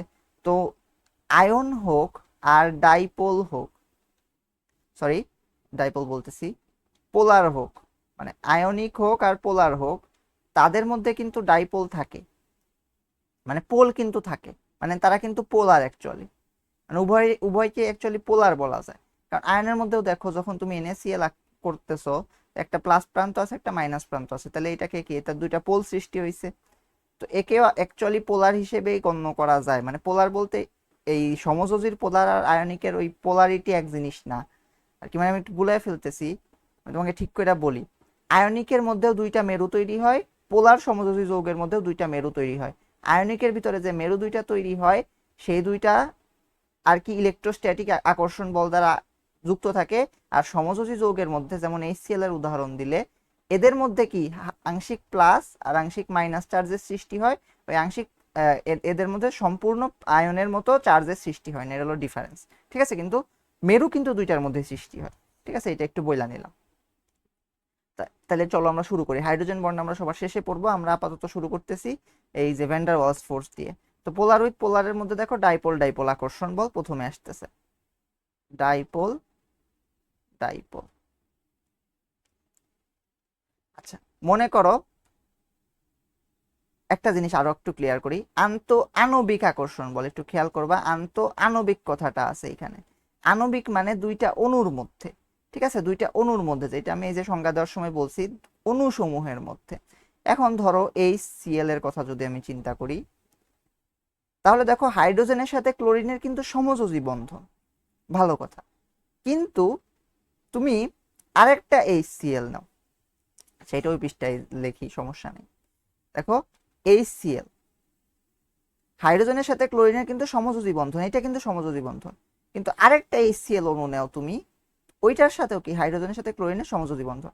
এই দুইটা অণুর মধ্যে যে আকর্ষণ মানে বা ইন্টারঅ্যাকশন বা মিথস্ক্রিয়া সেইটাকে বলবো আমি ডাইপোল ডাইপোল আকর্ষণ। ঠিক আছে, কারণ কি ক্লোরিনের তড়িৎ ঋণাত্মকতা হাইড্রোজেন থেকে অনেক বেশি, তাহলে কি হবে বন্ধন জোড় যে ইলেকট্রন আছে সেগুলো ক্লোরিন নিজের দিকে টানবে, ফলে এইদিকে একটা ডেল মাইনাস সৃষ্টি হবে, এইদিকে একটা ডেল প্লাস সৃষ্টি হবে, এদিকে একটা ডেল মাইনাস সৃষ্টি হবে, এদিকে একটা ডেল প্লাস সৃষ্টি হবে। এখন কি হবে তখন এই ডেল মাইনাস আর এই ডেল প্লাস মানে একটা অণুর ডেল মাইনাস আর একটা অণুর ডেল প্লাস এক ধরনের আকর্ষণ ফিল করবে, এইটাকেই বলা হইতেছে ডাইপোল ডাইপোল আকর্ষণ।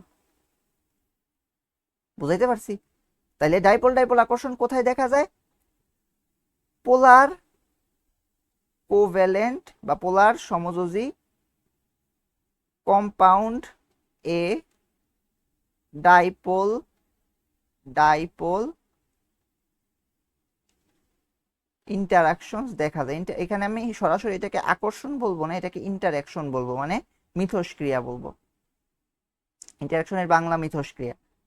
ঠিক আছে, মানে কি একটা অণুর সাথে আর একটা অণু কিভাবে আর কি অ্যাট্রাক্ট করে, মানে ইন্টারঅ্যাক্ট করে, মানে একটা অণুর সাথে আর একটা অণুর কি ধরনের সম্পর্ক আছে এইটা আমরা প্রকাশ করতেছি আন্তঃআণবিক আকর্ষণ বলে ডাইপোল ডাইপোল কনসেপ্ট দিয়ে। তো এটার আরেকটা নাম আছে, এটাকে পার্মানেন্ট ডাইপোলও বলে, মানে স্থায়ী ডাইপোল। কারণ কি স্থায়ী ডাইপোল কাদের মধ্যে থাকে? আমি বলি স্থায়ী ডাইপোল থাকে পোলার সমযোজী যৌগের মধ্যে আর আয়নিক যৌগের মধ্যে। তো স্থায়ী ডাইপোল আকর্ষণ বল বলে কোন কারণে? কারণ এই আকর্ষণ বলটা স্থায়ী দুইটা ডাইপোলের মধ্যে দেখা যায়। ঠিক আছে, তাহলে স্থায়ী ডাইপোল যেসব যৌগে থাকে সেখানে দেখা যায়। এক্সাম্পল দিতে পারি কার কার? HCl এর এক্সাম্পল, HBr এর এক্সাম্পল দেওয়া যেতে পারে। HCl সবচেয়ে ভালো এক্সাম্পল, আর দেওয়া লাগবে না। ঠিক আছে, একটা ডাইপোল ডাইপোল ইন্টারঅ্যাকশন হালকা করে বুঝাইলাম। হ্যাঁ, এটার আরো অনেক কথা আছে, ওইটা তোমাদের লেভেলে আমি বলতে পারবো না, সরি। আচ্ছা, এখন মনে করো আরেকটা আসে dipole induced dipole. Dipole induced dipole, induce করা মানে আবেশিত করা। আবেশ কি? তুমি যখন স্থির তড়িৎ পড়বা তখন আমি তোমাকে একটা জিনিস পড়াবো। কি পড়াবো? যে ধরো একটা ধাতব দণ্ড আছে যেটার মধ্যে এক প্রান্তে প্লাস চার্জ এক প্রান্তে মাইনাস চার্জ আছে। তো তুমি ওইটাকে যখন আরেকটা অচার্জিত মানে ওর ভিতরে কোনো চার্জ নাই ওই বস্তুর কাছে রাখবা, তখন কি হবে? এই দুইটার মধ্যে এক ধরনের মানে এই বস্তুটার ভিতরে তো কোনো চার্জ ছিল না, এই বস্তুর চার্জের কারণে এই বস্তুর এই পাশে প্লাস চার্জ আসবে, এই পাশে মাইনাস চার্জ আসবে, মানে বস্তুটা চার্জিত হবে। মানে একটা অচার্জিত বস্তুকে কোনো চার্জিত বস্তুর সংস্পর্শে রাখলে ওই অচার্জিত বস্তুর মধ্যে চার্জের সৃষ্টি হয়। এইটাকে বলতেছি আমরা আবেশ। আবেশ নিয়ে তুমি যদি দেখতে চাও তাহলে স্থির তড়িতের লেকচার নাম্বার 1-এ দেখা এসো, ওইখানে আবেশের কথা ব্যাখ্যা করা হয়েছে। ঠিক আছে, যদি আবেশ ভালো করে বুঝতে চাও। তো আপাতত অত ভালো করে আমার বোঝার দরকার নাই, জাস্ট আর কি একটা সারফেস লেভেল ধারণা থাকলেই হবে। আচ্ছা, তো ডাইপোলে কি থাকে? একটা পার্মানেন্ট কি থাকে? ঋণাত্মক আংশিক ধনাত্মক এবং আংশিক ঋণাত্মক চার্জ থাকে। ইনডিউসড ডাইপোল কাদের মধ্যে সৃষ্টি হয়? মনে করো একটা যৌগ যার মধ্যে স্থায়ী ডাইপোল নাই, যেমন অক্সিজেনের ভিতরে কিন্তু কোনো স্থায়ী ডাইপোল নাই। আচ্ছা, অক্সিজেনের উদাহরণ কেন স্থায়ী ডাইপোল নাই? কারণ তড়িৎ ঋণাত্মকতার পার্থক্য কিন্তু 0 না, তো এর মধ্যে কিন্তু স্থায়ী ডাইপোল নাই। স্থায়ী ডাইপোল নাই। তো এখন কি হইছে? এই যে একটা ডাইপোল যুক্ত যৌগের সংস্পর্শে রাখার কারণে এর ভিতরে হয় কি, এর ভিতরেও এক ধরনের ডাইপোল সৃষ্টি হয়, মানে ইনডিউসড ডাইপোল সৃষ্টি হয়। এখানে মাইনাস, তাহলে এখানে ডেল প্লাস আসে, এখানে ডেল মাইনাস আসে, সেই কারণে এরা ইন্টারঅ্যাক্ট করে। এই ইন্টারঅ্যাকশনটা আরেকটার জন্য দেখাই আমি তোমাকে। মনে করো আমি তো এই সিএল দিয়ে দেখাইলাম, এই সিএল ধরো কার্বন ডাইঅক্সাইডের সাথে ইন্টারঅ্যাক্ট করলো, কার্বন ডাইঅক্সাইডের সাথে ইন্টারঅ্যাক্ট করলো, তাহলে এখানে ডেল মাইনাস ছিল, এখানে ডেল প্লাস ছিল, এখানে আংশিক ধনাত্মক হবে, এখানে দেখো আমি একটু আগে HCl দিয়ে উদাহরণ দিয়েছিলাম, ওইটা মুইসা দিছি। HCl দিয়ে উদাহরণটা দেওয়া আসলে ঠিক না, আমি তোমাকে আরেকটা জিনিস দিয়ে উদাহরণটা দিই, ঠিক আছে? তো তোমরা তো জানো H2O এর মধ্যে পার্মানেন্ট ডাইপোল আছে। আজকে লেকচারটা একটু এই জায়গাটা এসে একটু মেসি হয়ে যাইতেছে, তোমরা একটু বিয়ার করো কষ্ট করে, বারবার কাটাকাটি করা লাগতে পারে, এই জন্য আমি সরি বলে নিতেছি, ঠিক আছে?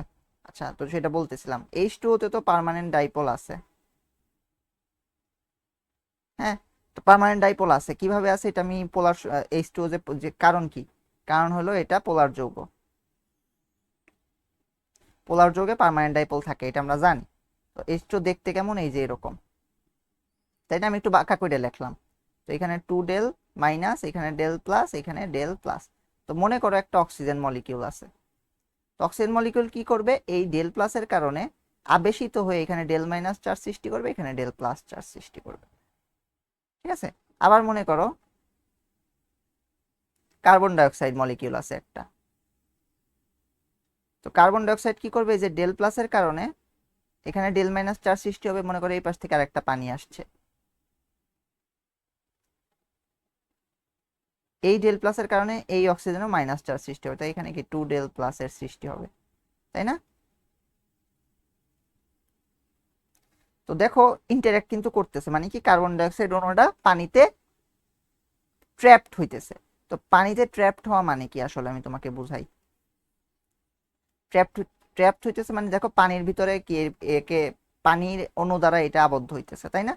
তো আসলে অক্সিজেনও গ্যাস, কার্বন ডাইঅক্সাইডও গ্যাস, কিন্তু এই দুইটা গ্যাস পানিতে কিন্তু দ্রবীভূত হয়, আমরা জানি। এই দুইটা গ্যাস পানিতে দ্রবীভূত হয় মানে আমরা কি, আচ্ছা মাছের কথা চিন্তা করো, মাছ তো একটা প্রাণী, তাহলে বেঁচে থাকার জন্য শ্বাস নিতে হবে, শ্বাস নেওয়ার জন্য অক্সিজেন দরকার। তো মাছ অক্সিজেন কই থেকে পায়, পানি থেকে। তার মানে কি পানিতে অক্সিজেন আছে, কিন্তু পানিতে কি তুমি অক্সিজেন দেখতে পাও? তার মানে কি পানিতে অক্সিজেন দ্রবীভূত আছে, দ্রবীভূত থাকা মানে কি, যেমন তুমি একটা মনে করো কি বলে পানির ভিতরে লবণ মিশাইলা, তো লবণ মিশাই গুলানোর পরে কি তুমি লবণটা আর দেখতে পাবা? তার মানে কি ওই লবণকে তুমি আসলে পানিতে দ্রবীভূত করছো। তাহলে এই অক্সিজেন, কার্বন ডাইঅক্সাইড এই গ্যাসগুলা পানিতে দ্রবীভূত থাকে হলো এই ডাইপোল ইনডিউস ডাইপোল অ্যাট্রাকশনের কারণে, ঠিক আছে? O2 CO2 গ্যাসগুলো পানিতে দ্রবীভূত থাকে কিসের কারণে? ডাইপোল ইনডিউসড ডাইপোল অ্যাট্রাকশন এর কারণে। বুঝতে পারছো? আমি এইটা মেবি ঠিক করে বুঝাইতে পারি নাই, তো তোমার এটা আসলে না বুঝলেও চলবে, তারপর আমি তোমাকে মোটামুটি বোঝানোর ট্রাই করছি। এরপরে আসি আমরা আয়ন ডাইপোল অ্যাট্রাকশনে। তাহলে এখানে আসলে কি হবে তুমি বুঝতে পারতেছো আশা করি।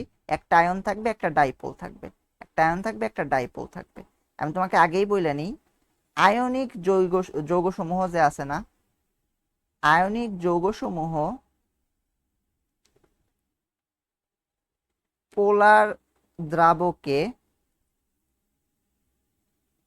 দ্রবীভূত হয় এই ইন্টারঅ্যাকশনের কারণে। কিভাবে হয় সেটা দেখাবো, এটা নেক্সট ক্লাসে আরো দেখাবো, আজকে একটু অল্প অল্প দেখাই। একটা আয়ন নেই আমি, ধরো সোডিয়াম প্লাস, আর একটা ডাইপোল নেই আমি, H2O নিলাম ধরো, ঠিক আছে? আমি মনে করো পানিতে দ্রবীভূত হওয়া দেখাবো, সরি ডেল মাইনাস, এটা ডেল প্লাস, এটা ডেল প্লাস। আচ্ছা, তো ডেল প্লাস চার্জ আছে, এর ভিতরে প্লাস চার্জ আছে, তো কি হবে, প্লাস চার্জকে আকর্ষণ করবে কে, মাইনাস চার্জ, তাই না? তো ডেল প্লাসের, সোডিয়াম প্লাসের চারদিকে কি হবে, মনে করো সোডিয়াম প্লাসকে তুমি পানিতে দিছো, তখন কি হবে, সোডিয়াম প্লাসের চারদিকে, মনে করো এটা একটা সোডিয়াম প্লাস আয়ন, গোল দিয়ে দেখাইলাম, তো এর চারদিকে যে অক্সিজেন 2 মাইনাস গুলা আছে, 2 ডেল মাইনাস, ওইগুলা আসবে। আইসা ওকে আবদ্ধ করবে। ওই আবদ্ধ করার মাধ্যমে আসলে এই কি বলে আমার সোডিয়াম প্লাসটা পানিতে দ্রবীভূত হবে।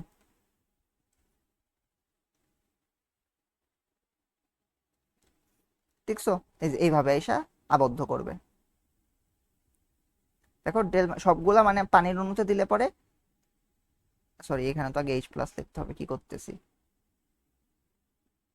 H del plus, H del plus, H del plus, H del plus, del plus.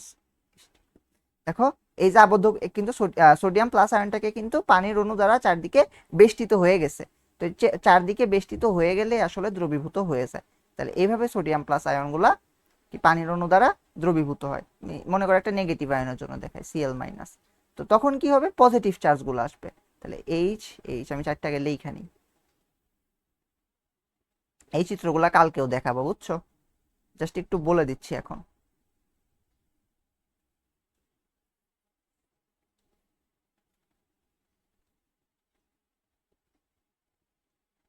একটু চিত্রটা কমপ্লিট করি, একটু ওয়েট করো।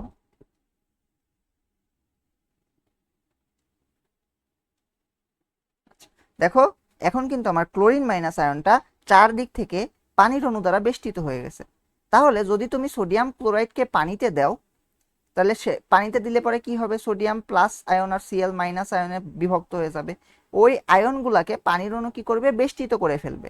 ঠিক আছে, পানির অণু বেষ্টিত করে ফেলবে।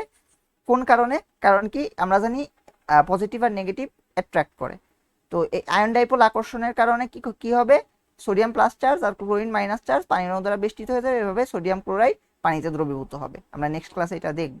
ঠিক আছে, তার মানে কোনো আয়নিক যৌগ যদি পানিতে দ্রবীভূত হয় সেটা কোন কারণে হয়, আয়ন ডাইপোল আকর্ষণের কারণে। বুঝাইতে পারছি? আচ্ছা, আচ্ছা এখানে হাইড্রোজেন বন্ধন লেখা আর একটু পড়ানো আছে, এখানে এটা লিখি, আয়ন ইনডিউসড ডাইপোল। এটা কি হবে, মনে করো একটা আয়ন আছে, যে কোনো একটা আয়ন, ধরো আমি ফর এক্সাম্পল দিলাম এ প্লাস। এ প্লাসের সাথে মনে করো বি টু একটা যৌগ আছে, বি সিঙ্গেল বন্ড বি একটা যৌগ আছে। এটা হলো কি একটা অপোলার যৌগ। নন পোলার মানে কি, এর মধ্যে কোনো পার্মানেন্ট ডাইপোল নাই।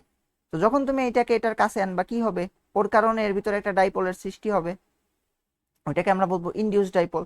তো একটা আয়নের সাথে একটা ইনডিউস ডাইপোলের আকর্ষণের কারণে বা ইন্টারাকশনের কারণে যে যে আন্তঃনবিক আকর্ষণ বলের উৎপত্তি হয়, সেটা হলো আয়ন ইনডিউস ডাইপোল আন্তঃনবিক আকর্ষণ। ঠিক আছে, তো এটার উদাহরণ আমরা আসলে কই দেখতে পাই, তোমরা সবাই হয়তো হিমোগ্লোবিন ছিল না, হিমোগ্লোবিনের নাম শুনছো। হিমোগ্লোবিন কি রক্তের প্রধান উপাদান, তাই না?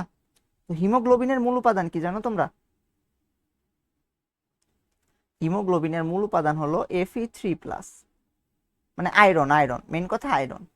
তো হিমোগ্লোবিন যখন অক্সিজেন আচ্ছা আর একটা কথা আছে, আমাদের আমরা যে অক্সিজেন গ্রহণ করি, হ্যাঁ, আমরা যে অক্সিজেন গ্রহণ করি বাতাস থেকে, ওই অক্সিজেন আমাদের সারা দেহে পরিবাহিত হয় কিভাবে জানো? রক্তের মাধ্যমে। তো রক্তের হিমোগ্লোবিন করে কি, ওই অক্সিজেনটাকে ট্র্যাপ করে। তো অক্সিজেনকে ট্র্যাপ করে সে কি করে আর কি, আমাদের সারা দেহে এই অক্সিজেন মানে কি বলে সরবরাহ করে। ঠিক আছে, তো এই যে আয়ন ইনডিউসড ডাইপোল আকর্ষণ বল, এটা আমরা দেখতে পাই হিমোগ্লোবিন যখন ওই যে অক্সিজেনকে ট্র্যাপ করে। ঠিক আছে, এই যে অক্সিজেন এটাকে হিমোগ্লোবিন ট্র্যাপ করবে। ঠিক আছে, এই যে অক্সিজেন, এই যে O2 এটাকে ট্র্যাপ করলো। ঠিক আছে, বুঝাইতে পারছি? দাঁড়াও আমি কি বেশি দেওয়া ফেলছি, 1 2 3 4 5 6 7 8, হ্যাঁ ইলেকট্রন একটু বেশি দেওয়া হয়ে গেছে।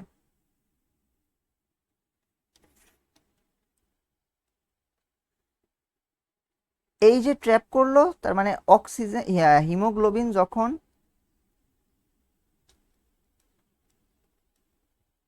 ওই অক্সিজেনকে যে ট্র্যাপ করলো, ওই যৌগটার নাম হয় হলো অক্সি হিমোগ্লোবিন। ঠিক আছে, যখন অক্সি হিমোগ্লোবিন তৈরি করে, তখন এই ধরনের ইন্টারঅ্যাকশনস দেখা যায়।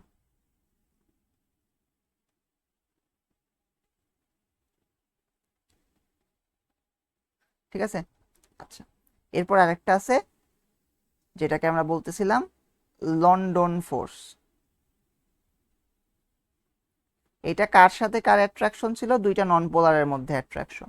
মনে করো একটা ক্লোরিন পরমাণু আছে আর একটা ক্লোরিন পরমাণু আছে, তো এর মধ্যেও পার্মানেন্ট ডাইপোল নাই, এর মধ্যেও পার্মানেন্ট ডাইপোল নাই, কিন্তু মনে করো এই ক্লোরিন পরমাণুটাকে আমি দেখাইলাম এইভাবে একটা গোল দিয়ে, এটা একটা Cl2 আর একটা Cl2 আমি নিয়ে নিই। আচ্ছা সরি,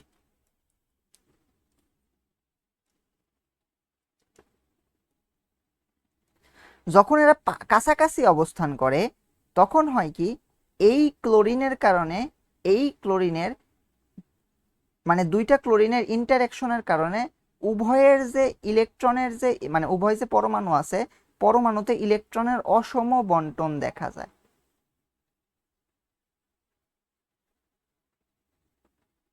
ঠিক আছে, মানে যখন দুইটা ক্লোরিন পরমাণু কাছাকাছি অবস্থান করে বা দুইটা অপোলার পরমাণু কাছাকাছি অবস্থান করে তখন তাদের চার্জের অসম বন্টন দেখা যায়।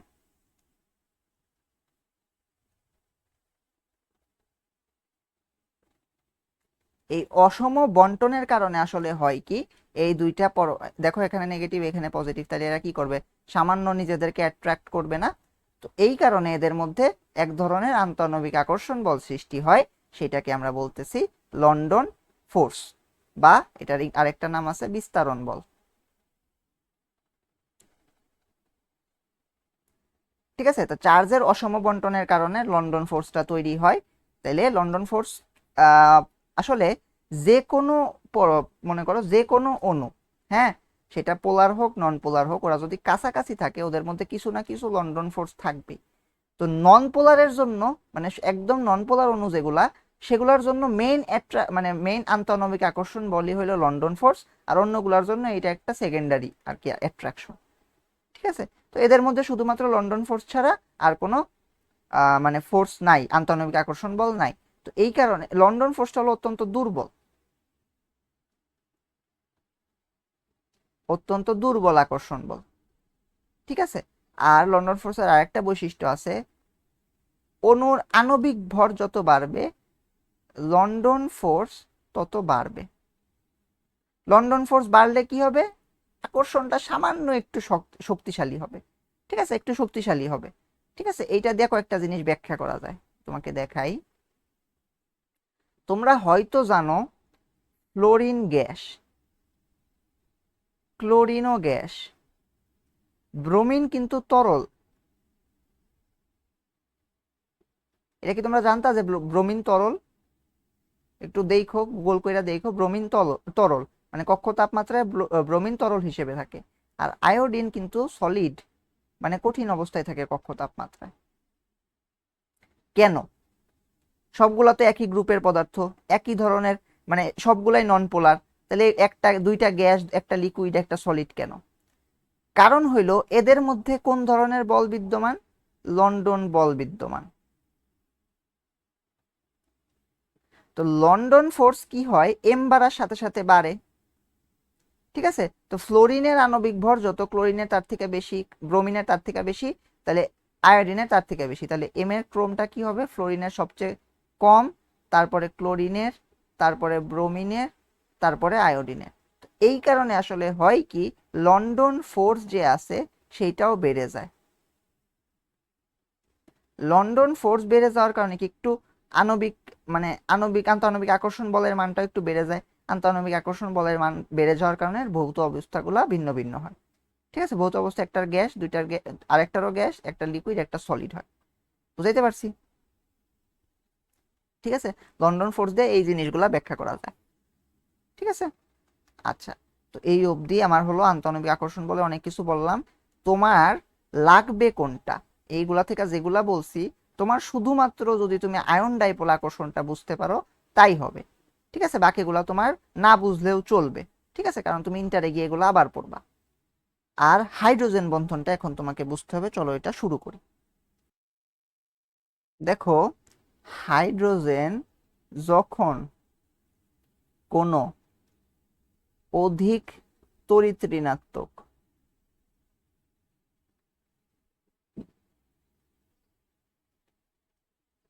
মৌলের সাথে বন্ধন গঠন করে,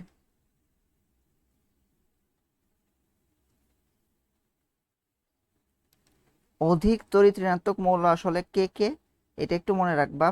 ফ্লোরিন, অক্সিজেন আর হলো নাইট্রোজেন, এই তিনটা, FON। ঠিক আছে, এই তিনটার জন্য হাইড্রোজেন বন্ড দেখা যায়। বন্ধন গঠন করে তখন কি হবে? ধরো আমি হাইড্রোজেন ফ্লোরাইডের কথা চিন্তা করি, এটা অধিক তড়িৎ ঋণাত্মক, তাহলে এই যে বন্ধন জোড় ইলেকট্রন আছে ও নিজের দিকে টানবে, তাহলে এখানে কি একটা ডেল মাইনাস সৃষ্টি হবে, এখানে ডেল প্লাস সৃষ্টি হবে, মানে কি আংশিক ধনাত্মক এবং আংশিক ঋণাত্মক প্রান্তের সৃষ্টি হবে, মানে কি পোলারিটি দেখা যাবে, তাই না? তখন হাইড্রোজেনের মধ্যে আংশিক ধনাত্মক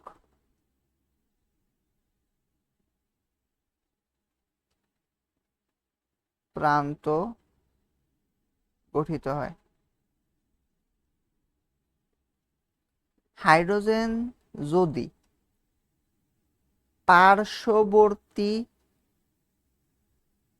কোনো অণুর আংশিক ধনাত্মক প্রান্ত সৃষ্টি হয়, তাই মনে করো HF, এখানে এইটা ডেল মাইনাস, এটা ডেল প্লাস, তাই না? এখন মনে করো ওর পাশে পাশে কাছাকাছি আর একটা ডেল মাইনাস আছে, তাহলে কি করবে? ওইটাকে আকর্ষণ করবে না? হ্যাঁ, তাহলে পার্শ্ববর্তী অণুর মধ্যে কি হবে? একটা ইন্টারঅ্যাকশন তৈরি হবে। পার্শ্ববর্তী অণুতে কোথাও মনে করো একটা ডেল মাইনাস আছে, তো ওই যে ইন্টারঅ্যাকশনটা তৈরি হলো ওইটাকেই বলা হইতেছে হাইড্রোজেন বন্ড। এইটা কিন্তু হাইড্রোজেন বন্ড না, হাইড্রোজেন বন্ড হলো পার্শ্ববর্তী অণুর সাথে যে আকর্ষণ বলটা হইতেছে সেইটাই হলো হাইড্রোজেন বন্ড। বুঝাইতে পারছি? যে পার্শ্ববর্তী কোনো অণুর আংশিক ঋণাত্মক প্রান্তকে আকর্ষণ করে তবে তাকে H বন্ড বলে বা হাইড্রোজেন বন্ড বলে। আচ্ছা, আমি আবার একটু দেখাই। হ্যাঁ, তাহলে দেখো হাইড্রোজেন ফ্লোরিনের সাথে কি গঠন করে? HF না? তো দেখো ফ্লোরিনের মধ্যে ডেল মাইনাস থাকে, ডেল প্লাস থাকে, তাহলে কি এই ডেল প্লাসের সাথে এই ডেল মাইনাসের আকর্ষণই কি হাইড্রোজেন বন্ড, তাই তো? না, একই অণুর মধ্যে না, এর পাশে মনে করো আরেকটা HF আছে, এটা ডেল প্লাস, এটা ডেল মাইনাস, এই ডেল মাইনাসের সাথে এই যে পার্শ্ববর্তী অণুর ডেল প্লাসের যে আকর্ষণ সেইটা হাইড্রোজেন বন্ড, নট একই অণুর মধ্যে। একই অণুর মধ্যেও হাইড্রোজেন বন্ড হইতে পারে, কিন্তু যেইটার সাথে হাইড্রোজেন বন্ডের তার সাথে না। যেমন একটা যদি উদাহরণ দেই, মনে করো কোনো একটা যৌগে সিও, মনে করো CO2 তো হাইড্রোজেন, সরি পোলার না, কি উদাহরণ দেওয়া যায়?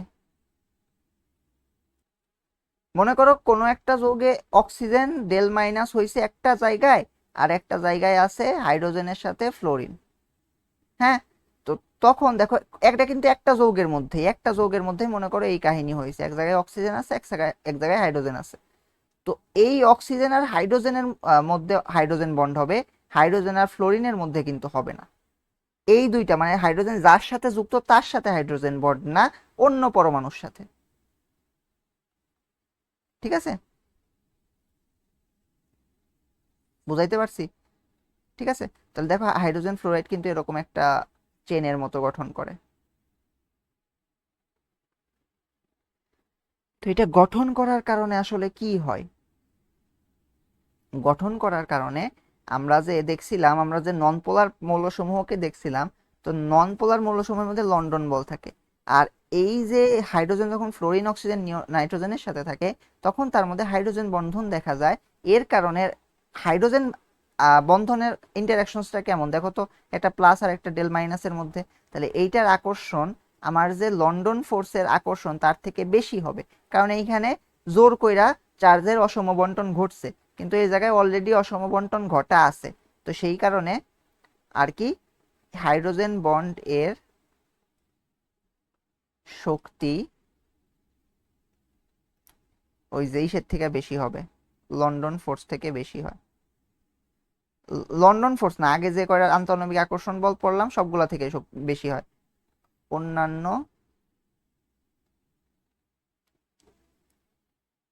আন্তঃআণবিক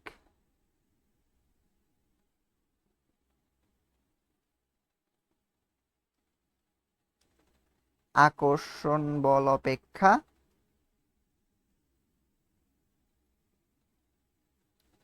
সাধারণত বেশি হয়। বুঝতে পারছি? দেখো, হাইড্রোজেন বন্ডের কনসেপ্ট দিয়ে আমি কয়েকটা জিনিস ব্যাখ্যা করব। ঠিক আছে, তো চলো ব্যাখ্যা করি। আচ্ছা, এর আগে আমি দেখাইনি পানির অণুতে কিভাবে হাইড্রোজেন বন্ড থাকে। মনে করো একটা অক্সিজেন হাইড্রোজেন হাইড্রোজেন। আচ্ছা, এইভাবে না দিই, এভাবে দিলে একটু অসুবিধা হবে দেখাইতে। অক্সিজেন হাইড্রোজেন হাইড্রোজেন, এখানে del plus two del minus. এই ডেল প্লাসের সাথে পার্শ্ববর্তী আরেকটা অক্সিজেনের ই থাকবে। এটাকে এইভাবে দেখাই, দাঁড়াও দাঁড়াও একটু সুন্দর করে দেখাই। অক্সিজেন এই যে এইভাবে দেই, তাইলে আমার দেখাইতে সুবিধা হবে। Del plus two del minus, আর একটা হাইড্রোজেন আছে ডেল প্লাস, এইটার সাথে পার্শ্ববর্তী একটা অক্সিজেনের থাকবে হাইড্রোজেন বন্ড।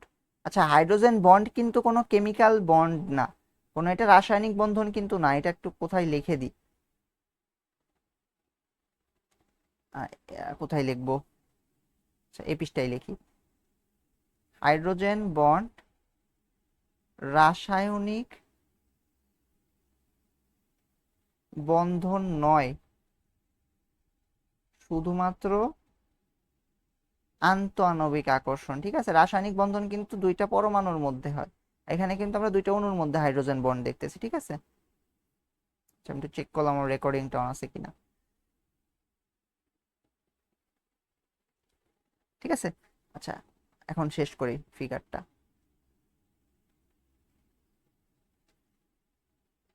এরকম অনেক দূর চলতে থাকবে।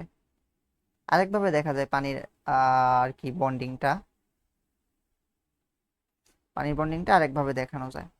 মনে করো এই যে অক্সিজেন হাইড্রোজেন, এটা দ্বারা বোঝা যাবে আসলে পানি। এখানে দেখো প্রত্যেকটা হাইড্রোজেন কিন্তু একটা কইরা পানির সাথে বন্ড গঠন করছে। তো অ্যাকচুয়ালি পানিতে কয়টা হাইড্রোজেন বন্ধন গঠন হওয়া সম্ভব সেইটা দেখাইতে চাচ্ছি আমি। ঠিক আছে, তো দেখো এখানে টু ডেল প্লাস, এখানে দেখো এই একটা হাইড্রোজেন কিন্তু একটা পানির সাথে বন্ধন গঠন করতে, মানে হাইড্রোজেন বন্ধন গঠন করতে পারবে, তাই না? আমরা জানি এটা। আবার এই একটা হাইড্রোজেন কিন্তু আরো একটা পানির সাথে হাইড্রোজেন বন্ড গঠন করতে পারবে। Del plus del plus del two del minus del plus del plus two del minus del plus del plus. আর পানির অক্সিজেনে কিন্তু টু ডেল মাইনাস আছে। তাহলে এই অক্সিজেনের সাথে কি দেখো, এই অক্সিজেনের সাথে একটা হাইড্রোজেন বন্ড হয়েছে, এই অক্সিজেনের সাথে আসলে আরো দুইটা কি বলে পানির অণুর হাইড্রোজেন বন্ড গঠন করা সম্ভব। ডেল প্লাস ডেল প্লাস, যেহেতু টু ডেল মাইনাস তাই দুইটা সম্ভব। ঠিক আছে,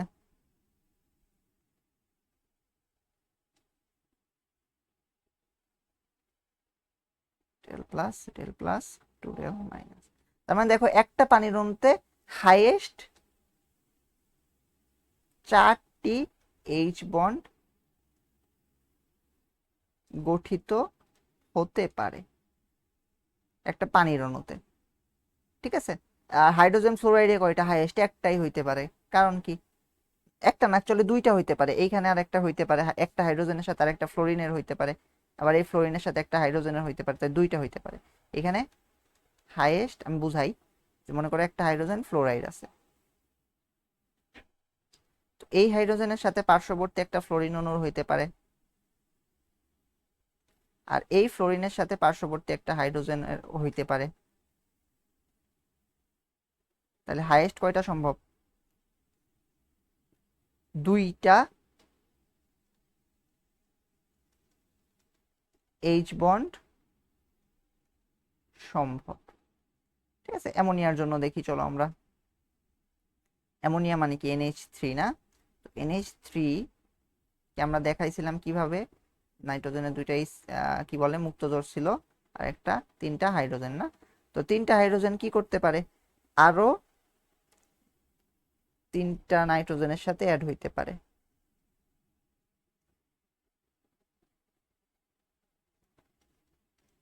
আর এই নাইট্রোজেনটা কি হইতে পারে, আবার একটা হাইড্রোজেনের সাথে অ্যাড হইতে পারে। হ্যাঁ, নাইট্রোজেনে কিন্তু তিনটা ডেল মাইনাস সৃষ্টি হবে। ঠিক আছে, মানে এখানে সর্বোচ্চ বন্ধন গঠন করা সম্ভব কয়টা, চারটা, চারটা হাইড্রোজেন বন্ড সর্বোচ্চ সম্ভব। দাঁড়া আমি একটু চেক করি আমি কি ঠিক বললাম নাকি। হ্যাঁ ঠিকই বলছি, সর্বোচ্চ চারটা, হাইয়েস্ট চারটি হাইড্রোজেন বন্ড, সরি, গঠন করতে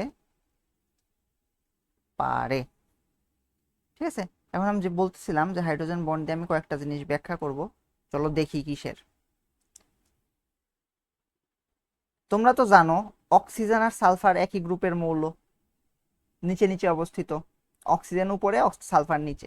তাহলে সালফার ডাইঅক্সাইড গ্যাস কিন্তু, আমি বলবো, সরি সরি দাঁড়াও, সরি এটা কোয়েশ্চেন না, সরি সালফার ডাইঅক্সাইড না, ভুল বলছি। কোয়েশ্চেনটা হবে এরকম, সালফার আর মনে করো অক্সিজেন, তো অক্সিজেনের সাথেও সালফার হাইড্রোজেন দুইটা থাকে, সালফারের সাথেও দুইটা, তাহলে H2S গ্যাস, হাইড্রোজেন সালফাইডটা গ্যাস হয়, হ্যাঁ এটা তুমি জেনে রাখো, এটার নাম হলো হাইড্রোজেন সালফাইড, এটা গ্যাস হয়। কিন্তু H2O তরল কেন, তরল কেন, H2S গ্যাস কিন্তু H2O তরল কেন?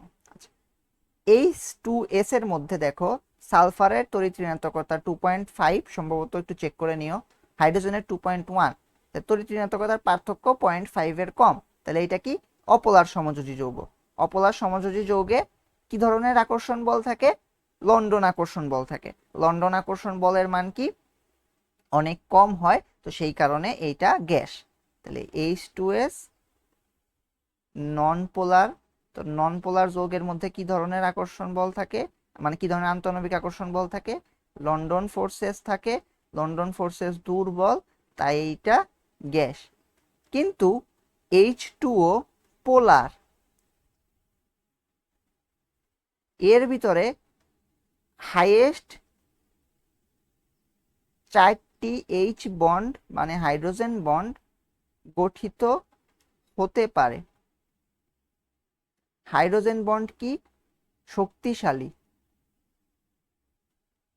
এই কারণে এটা লিকুইড।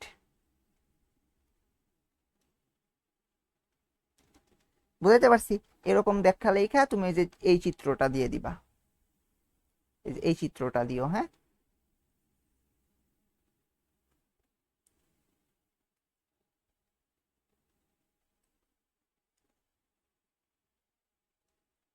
ঠিক আছে, সুন্দর সুন্দর কিন্তু একটা অ্যান্সার হয়েছে এটা।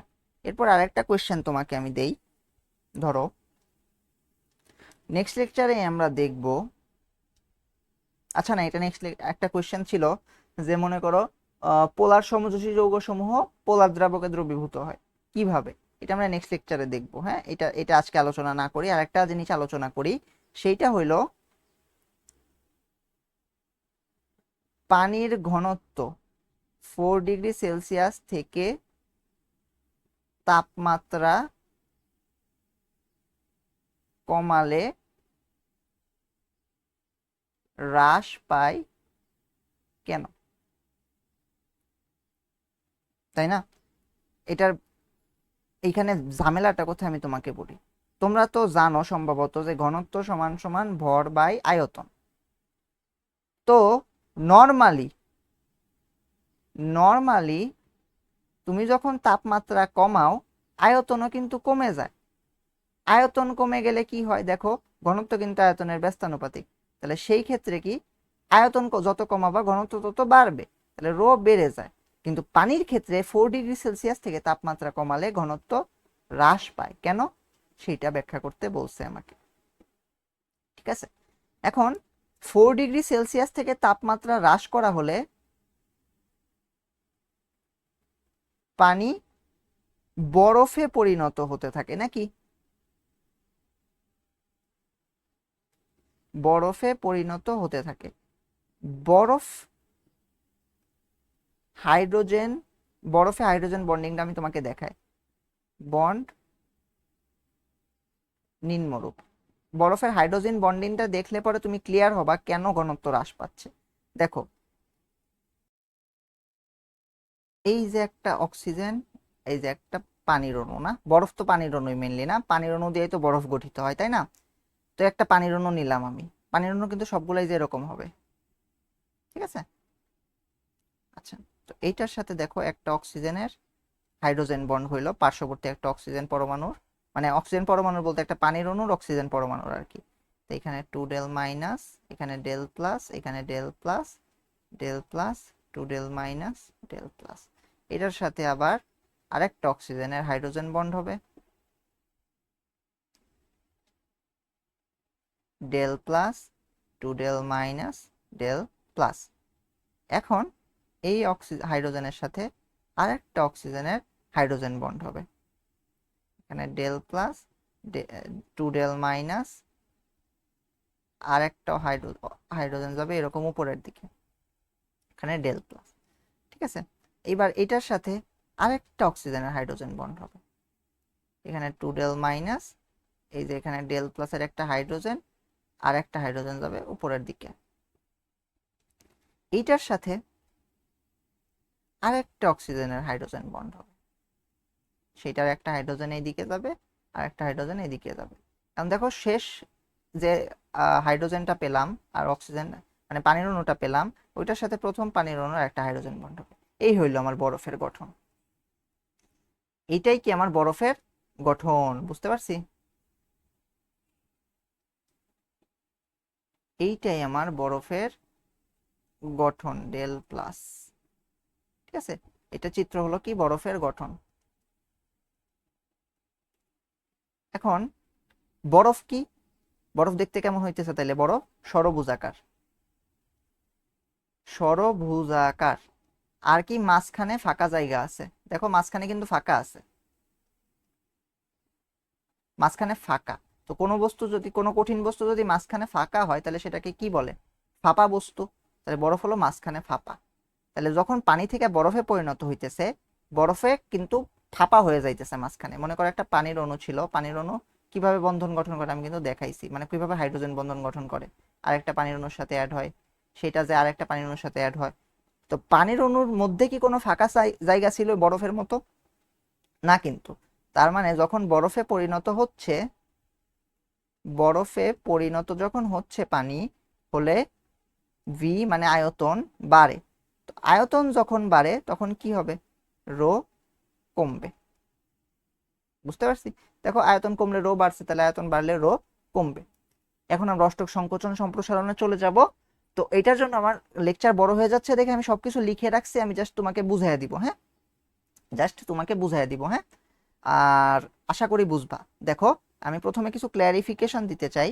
আমি আমার প্রথম লেকচারে বলছিলাম যে দুইয়ের নিয়ম আর দ্বিতীয় নিয়ম এক জিনিস, কিন্তু এদের মধ্যে একটু ডিফারেন্স আছে। ওকে, দ্বিতীয় নিয়ম হলো 2টা ইলেকট্রন নিয়ে স্টেবল হওয়া, অষ্টক নিয়ম হলো 8টা ইলেকট্রন নিয়ে স্টেবল হওয়া, দুইয়ের নিয়ম হলো জোড় সংখ্যক ইলেকট্রন নিয়ে স্টেবল হওয়া। দেখবা লেখা আছে যৌগ গঠনের সময় যদি কোনো পরমাণু জোড় সংখ্যক ইলেকট্রন, জোড় সংখ্যক মানে কত? 2, 4, 6, 8, 10, 12 এটসেট্রা স্টেবল হয়, তবে সেটা দুইয়ের নিয়ম ফলো করে। ঠিক আছে, এবার দুইয়ের নিয়ম দিয়ে আমি চলো অষ্টক সংকোচন আর সম্প্রসারণ ব্যাখ্যা করব। দেখো প্রথমে বোরন টাইফ্লোরাইডের কথা লেখা আছে। বোরন টাইফ্লোরাইডের গঠন কিন্তু আমি ব্যাখ্যা করছি, তাই এটা নিয়ে আর বেশি কথা বলবো না, জাস্ট দেখাবো। দেখো এই যে আমার বোরন টাইফ্লোরাইড যৌগটা না, যেটা ইলেকট্রন ডট স্ট্রাকচার মানে ডট ক্রস স্ট্রাকচার। দেখো বোরনের শেষ কক্ষপথে ইলেকট্রন কয়টা? 1টা, 2টা, 3টা, 4টা, 5টা, 6টা। তাহলে বোরনের শেষ কক্ষপথে ইলেকট্রন সংখ্যা 6টা, অর্থাৎ বোরন 6টি ইলেকট্রন ধারণ করে স্থিতিশীল হয়েছে। স্থিতিশীল না হলে তো যৌগ গঠন হয় নাই, তাই না?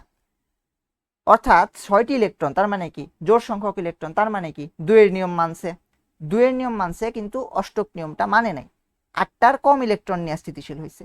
এই যে 8টার কম ইলেকট্রন নিয়ে স্থিতিশীল হওয়ার ঘটনা, সেটাকে বলতেছি আমরা অষ্টক সংকোচন। দেখো সংজ্ঞা লেখা আছে পরের পেজে, যৌগ গঠনের সময় যদি কোনো পরমাণু সর্বশেষ শক্তি স্তরে 8টির কম ইলেকট্রন ধারণ করে স্থিতিশীল হয় তবে তাকে অষ্টক সংকোচন বলে। বুঝাইতে পারছি? এবার অষ্টক সম্প্রসারণের একটা উদাহরণ দেখি। PCl5 বন্ধন গঠন দেখাইছি, তাই এটা নিয়ে বেশি কথা বলবো না। দেখো এই যে আমার PCl5 অণু না, এটা ইলেকট্রন মানে ডট ক্রস স্ট্রাকচারে দেখি ফসফরাসের শেষ কক্ষপথে ইলেকট্রন কয়টা, 1টা 2টা 3টা 4টা 5টা 6টা 7টা 8টা 9টা 10টা। তাহলে ফসফরাসের শেষ কক্ষপথে ইলেকট্রন 10টা, তাহলে ফসফরাস কি 2-এর নিয়ম মানছে, তাহলে ফসফরাসের 10টি ইলেকট্রন শেষ কক্ষপথে ধারণ করে স্থিতিশীল হয়েছে দেখেই তো 2-এর নিয়ম মানছে না, 10 তো জোড় সংখ্যা। তাহলে ফসফরাসের কি অষ্টক সম্প্রসারণ হয়েছে। সম্প্রসারণ কিভাবে হয়েছে, যখন 8টার বেশি ইলেকট্রন ধারণ করে স্থিতিশীল হয় তখন সেটা অষ্টক সম্প্রসারণ নামে পরিচিত হয়। ঠিক আছে, দেখো যৌগ গঠনের সময় যদি কোনো পরমাণু সর্বশেষ শক্তি স্তরে 8টির বেশি ইলেকট্রন ধারণ করে স্থিতিশীল হয় তবে তাকে অষ্টক সংকোচন লিখে রাখছি সম্প্রসারণ বলে।